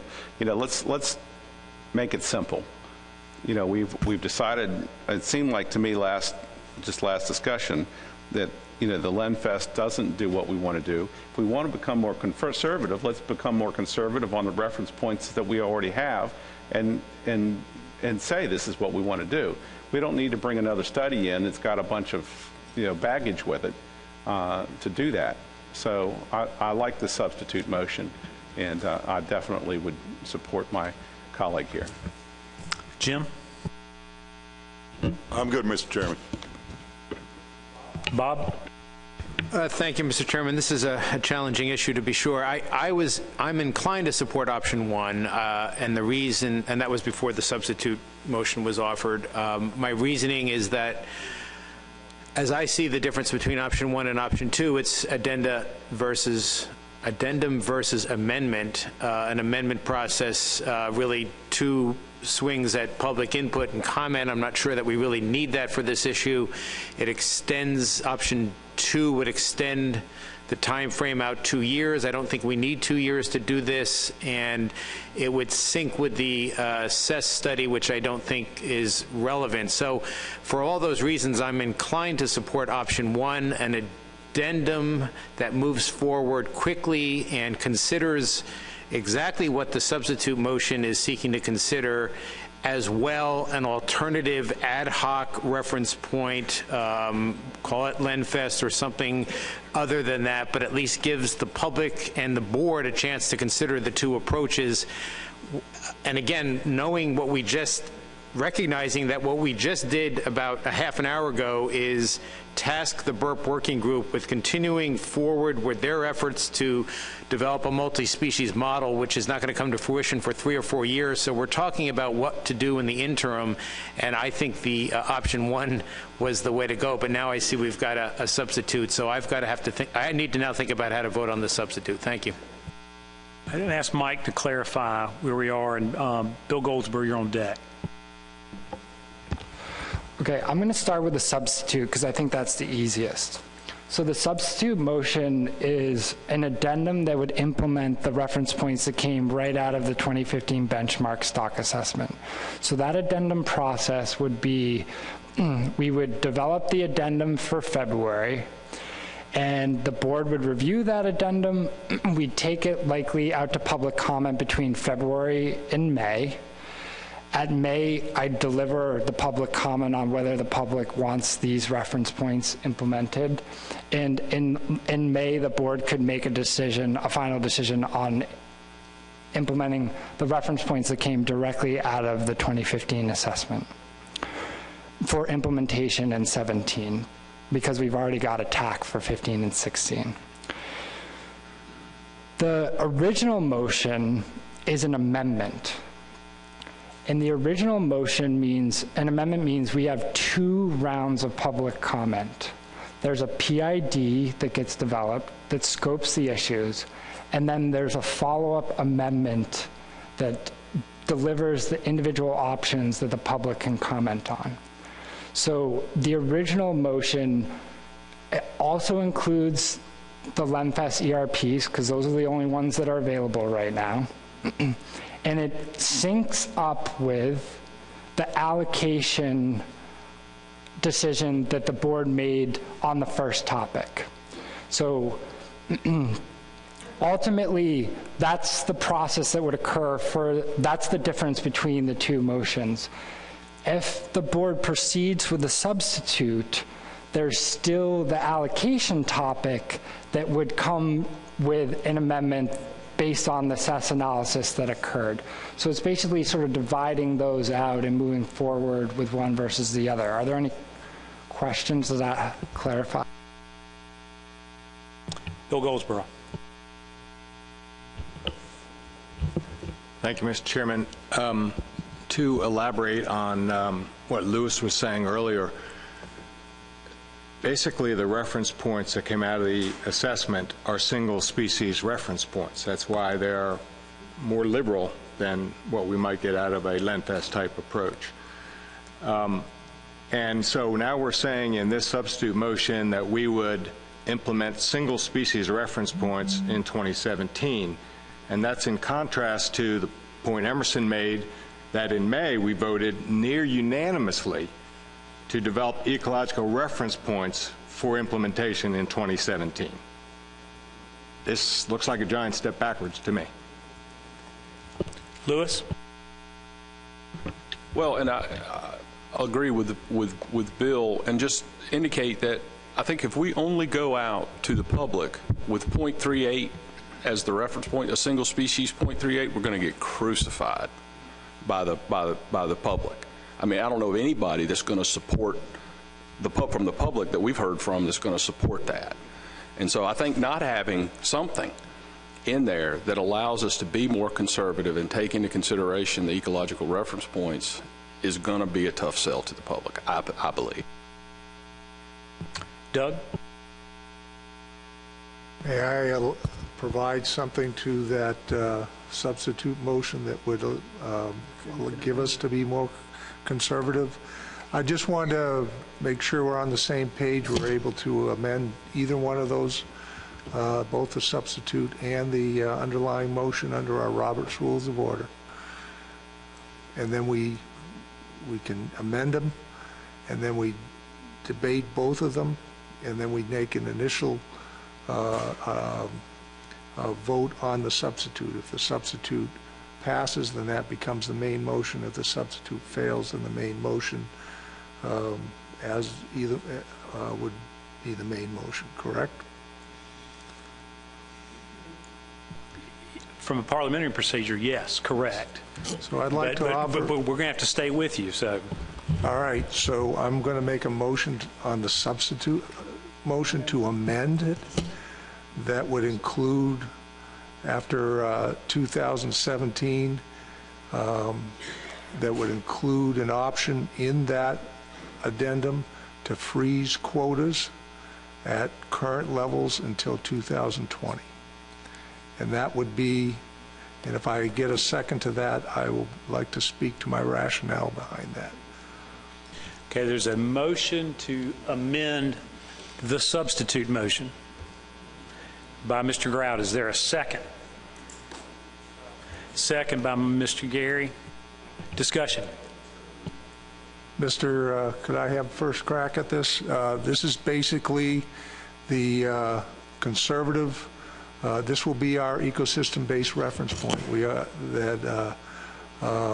Essentially we established when we raised the quota by 10% and did not raise it up to the target.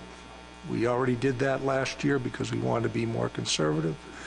And from my standpoint, it was to try and leave more fish in the ocean at this particular point. I think we have a very good peer-reviewed stock assessment.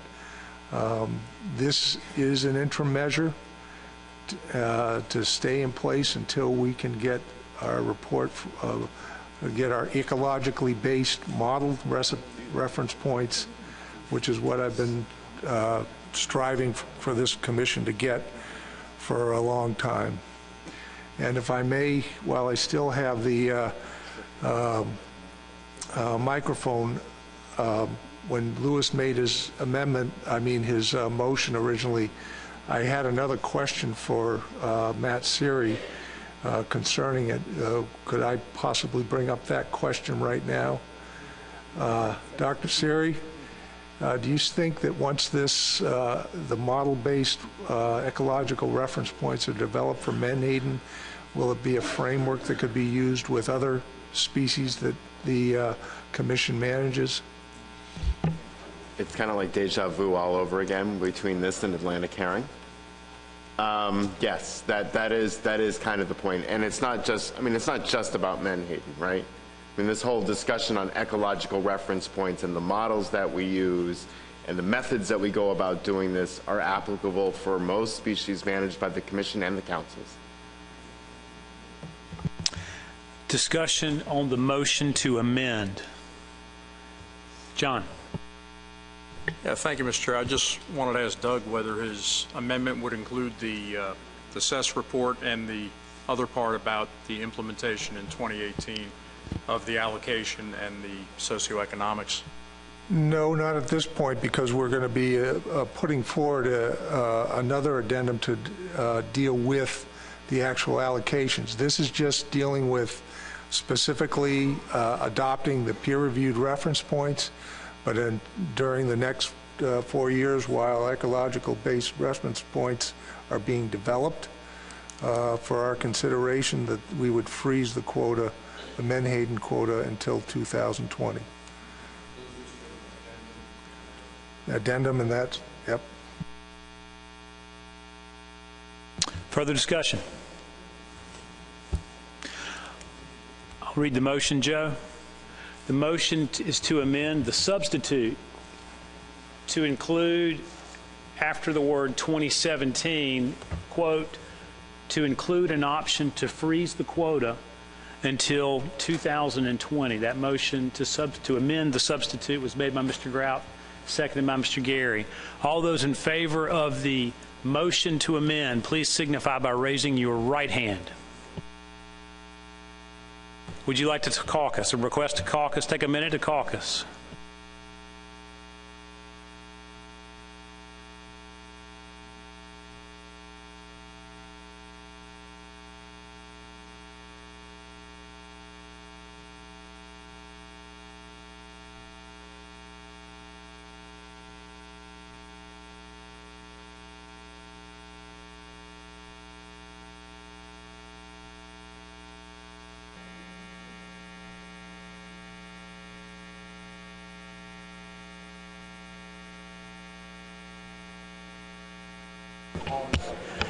All right, everyone, we've got a motion to amend the substitute. If we could return to the seats. Tom, question's been called. Okay. Yeah, point of clarification. Mr. Fody. Yeah, we've made a couple of motions. We actually passed a couple, and we haven't had any public comment.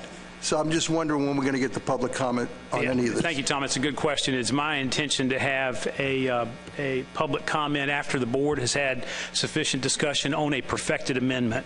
As perfected, we've got a motion to substitute, a motion to amend and a motion to substitute. So my intention would be to dispense with the bottom motion, and depending on what that vote does, roll up the screen, and when we get to the top of the screen, after the board has had comment, to invite the public. So is that clear? Everybody clear? Motion before us is to amend the substitute to include, after 2017, quote, to include an option to freeze the quota until 2020. Motion by Mr. Grout, seconded by Mr. Gary. All those in favor of the motion, please signify by raising your right hand.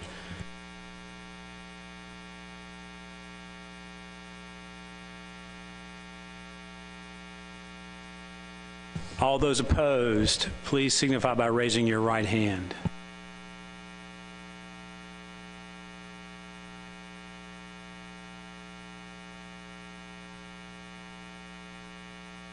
No votes? Abstentions? Okay, the motion to amend the substitute fails. So that takes us back now to the substitute motion, which is to proceed with an addendum to implement biological reference points from the 2015 benchmark stock assessment for implementation in 2017. That substitute motion is by Mr. O'Reilly, seconded by Mr. Allen. Is there further discussion on the substitute? Derek. Yeah, just question on clarification. So the process now, we have an addendum to implement the reference points from the 15 assessment, an amendment to include the or potentially then an amendment to include the socioeconomic analysis, and then another amendment a year or two down the road from there to incorporate the ecological reference points. That is correct. If this motion to substitute does pass and that main motion does pass, that is correct. I'll look to staff to clarify. We would have. Okay, Mike.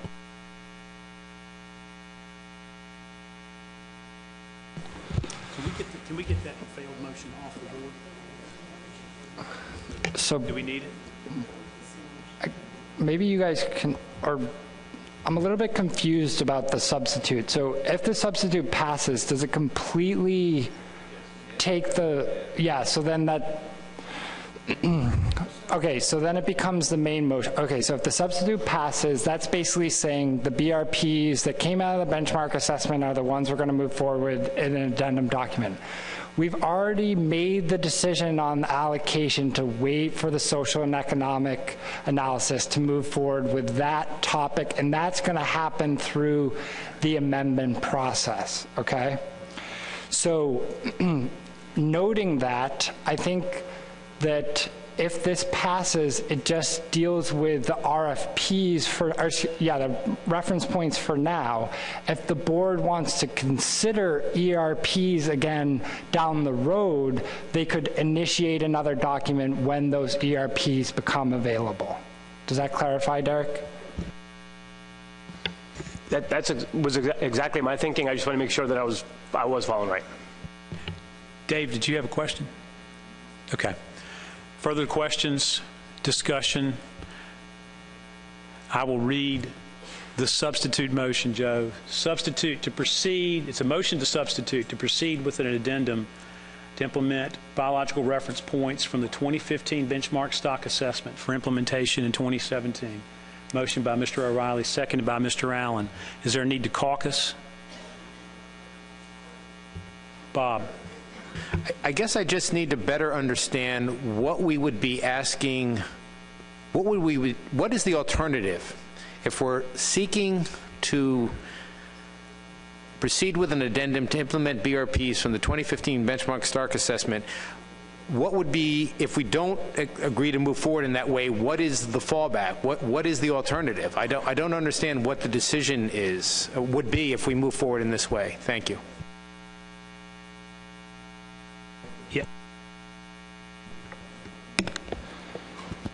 It would simply formalize the reference points that came out of the 2015 benchmark stock assessment, which we're already using for management use, into the management plan. Nicola. Does the substitute motion also remove the inclusion of Lenfest approaches or similar approaches from the Amendment 3, which we are looking at, we've already initiated? That, I believe when the maker of the motion made the motion, he specifically requested that Lenfest be removed. Is that correct, Rob? That is correct, and that was the advice of the technical committee on multiple times. We've heard that multiple times today, and so that was my reason. For the questions, clarification, everybody know what we're voting on. Been no request to caucus. All those in favor of the substitute motion, please signify by raising your right hand.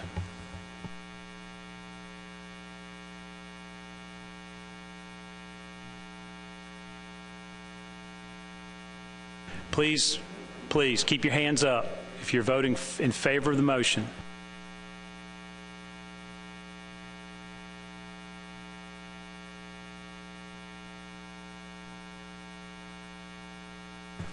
All those, put your hands down. All those opposed to the motion, please signify by raising your right hand.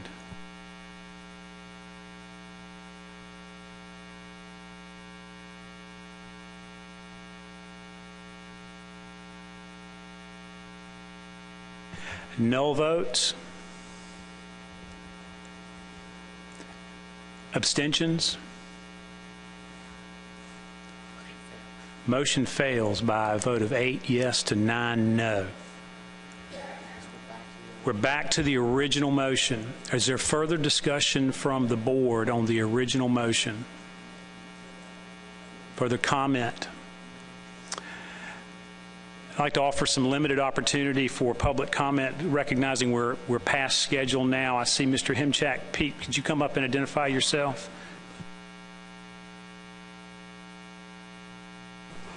Thank you, Mr. Chairman. Peter Himchak, Omega Protein. I'm a new kid on the block, so give me a little patience, cut me a little slack here. I just wanted to bring up to the board's edification or whatever that there are other options besides LenFast. Okay, there is a significant forage fish initiative going on on the West Coast, and it has already completed 1 year, and it will have a product at the end of 2016 specifically dealing with the models and the assumptions and the recommendations of LenFast. Call it an anti-LenFast campaign, but that's what it is. And it includes SSC members from the New England Council, the Mid-Atlantic Council, the National Science Foundation, and the Northeast Fisheries Science Center. So these are both international and national scientists, and there is another option in town besides just the current F's and LenFast recommendations. Thank you. Thank you, Pete. Yes, sir.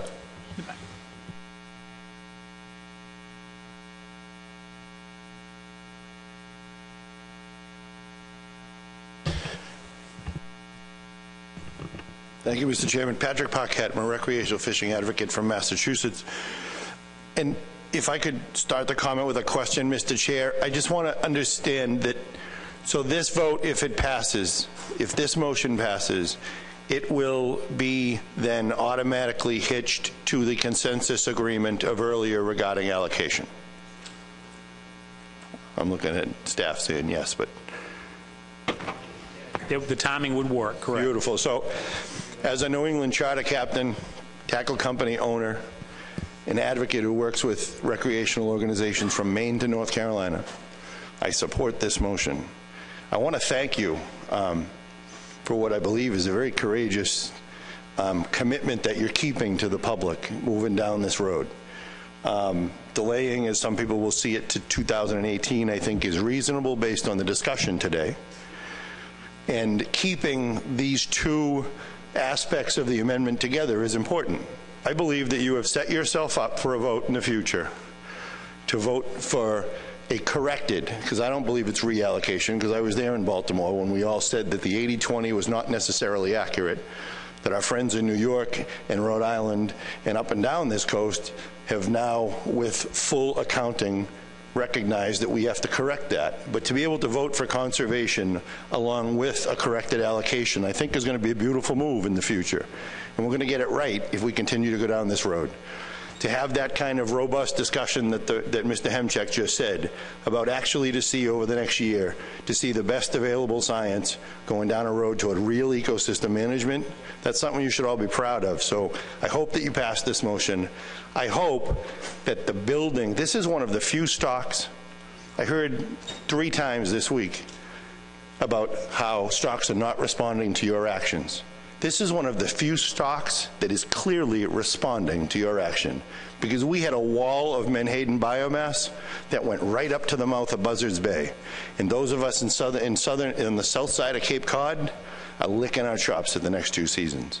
I run a fishing lodge that fishes and where we rent houses and guide people who will come to fish the Martha's Vineyard Striped Bass and Bluefish Derby. We saw the most amount of peanut bunker that we've seen since the early 2000s. It is a direct result of your recent management decisions. We had better fishing south of Massachusetts, on the south side of Massachusetts, because of what you're doing. And my friends in Boston and my former business partners in Gloucester are looking forward to this stock coming back into the range that it was always in, and for us taking advantage of that opportunity. So hopefully you... Thank you, Mr. Paquette. Further discussion? Comment? Emerson. Thank you, Mr. Chairman. This discussion is going on for quite some time, and I'm looking at the motion, and I don't know what I'm voting on, to be honest with you. It references in option 2. I'm looking at the documentation that we have provided to us for this meeting, and there isn't a staff memo or any other document that outlines options 1 or 2 or 3 or 4 or 5. Emerson, thank you for that. Let me clarify. As I understand the motion, this is a motion to proceed with the development of a public information document that would be in support of the development of an amendment using ecological reference points and allocation, as consistent with what we talked about earlier with allocation. With a PID in 2017, we've got the time to consider a number of reference point options, correct? Mike? Yeah. I think what you're getting at is the flexibility of this timeline would allow for the board to consider adding other ERPs, as were brought up, that are potentially would become available between now and then, but noting that this does not hit the time frame that the BURP working group will be working on, which is at 3 to 4 years. Does that clarify at all, Emerson? No. All right. No, I'm not questioning the timeline. I'm questioning that we're going to vote on something called option 2. And we have no description or background on what option 2 is. We don't have a staff memo that outlines several different options here. So what am I voting on here? And even this reference point options are not included in a staff document that I'm aware of anyhow. Yes, you're correct. This was not in a staff document. This came directly from this slide. This option, the one that the motion refers to, is the option to sync up ecosystem reference points that are available right now with the revisiting of allocation. And so that time frame is to develop a PID in 2017 and the amendment throughout that year. So there's 2 rounds of public comment on both of these topics, allocation and ERPs, and to implement that management document for 2018.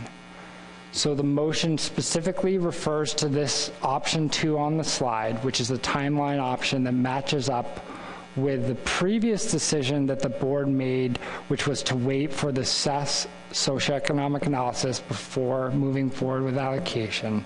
So when the board goes through the amendment document to revisit allocation after waiting for SES, it will also include these reference points, which is the LENFEST and the current ones that we had out of the benchmark assessment for moving forward. Does that clarify? Yes, that clarifies. So then if one wanted to change the wording in option 2, then would we have to amend the motion? And if so, then I have an amendment to offer. Thank you, Mr. Chairman. I think that if you're trying to change the timeline, then the motion needs to be amended. If you're trying to change the contents, then remember that this is an amendment process. So there's 2 rounds of scoping. There's a public information document that scopes broadly the issues, and then there's also an amendment that follows that public information document. The board can include things in both the public information document and the amendment that have to do with these issues through the process of going through the amendment, the PID and the amendment. So if you're trying to basically add another component, what I'm trying to say is that the board has the ability to do that through the actual amendment process. Approval of this motion simply directs staff to begin the development of a public information document that will include the range of options as described in the motion. Does everybody know where we are? Questions on clarification of the motion? No discussion. Questions on clarification of the motion? Question, Kyle. Yeah, can we put the motion back up? Talks about an allocation.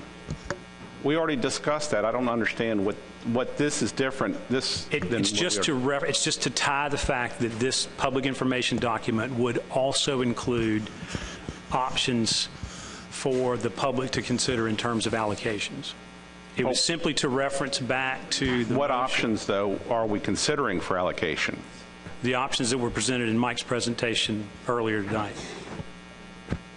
We already had made a decision about allocation. Yes. So that I didn't know there were any other options.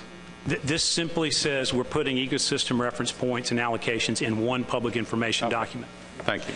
Further questions from the board? Is everybody ready to vote? Rob.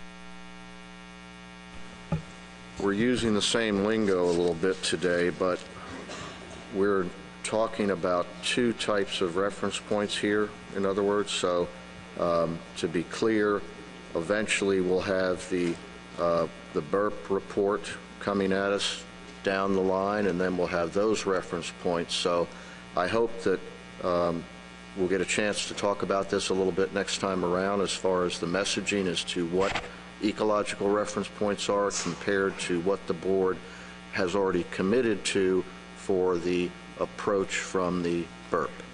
Thank you. Absolutely. We'll talk about it a lot. Questions? Lynn. Thank you, Mr. Chairman. This is not a question. This is Can we questions? Or is it the clarification? Clarification. Yeah, just the intent of the motion was for the ERPs, that this amendment could include ERP options of any ilk that are available to be implemented in 2018. Thank you, Lynn. Does everybody know what we're voting on? All those in favor of the motion, please signify by raising your right hand.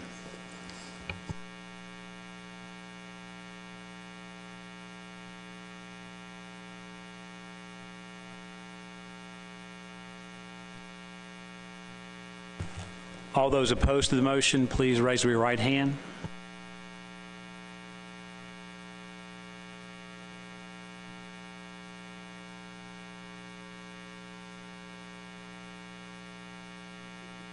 Opposed, raise your hand.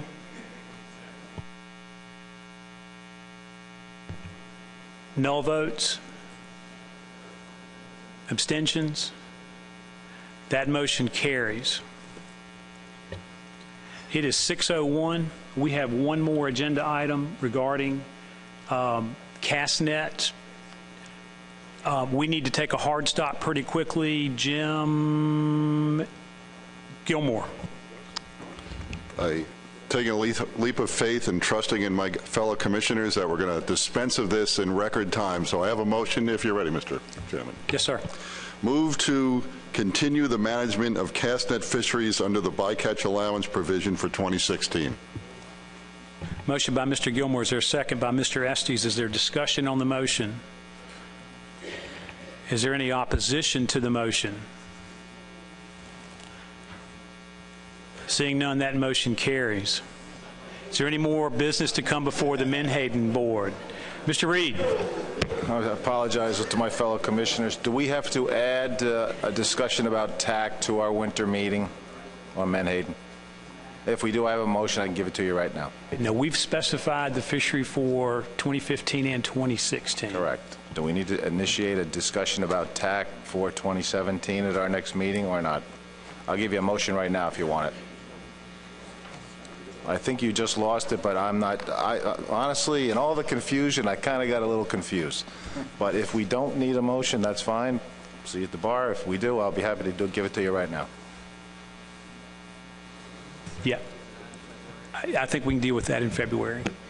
Thank you, Eric. Appreciate that. And I apologize for you being confused. That's poor meeting management on my part. So, any further business to come before the Menhaden Board?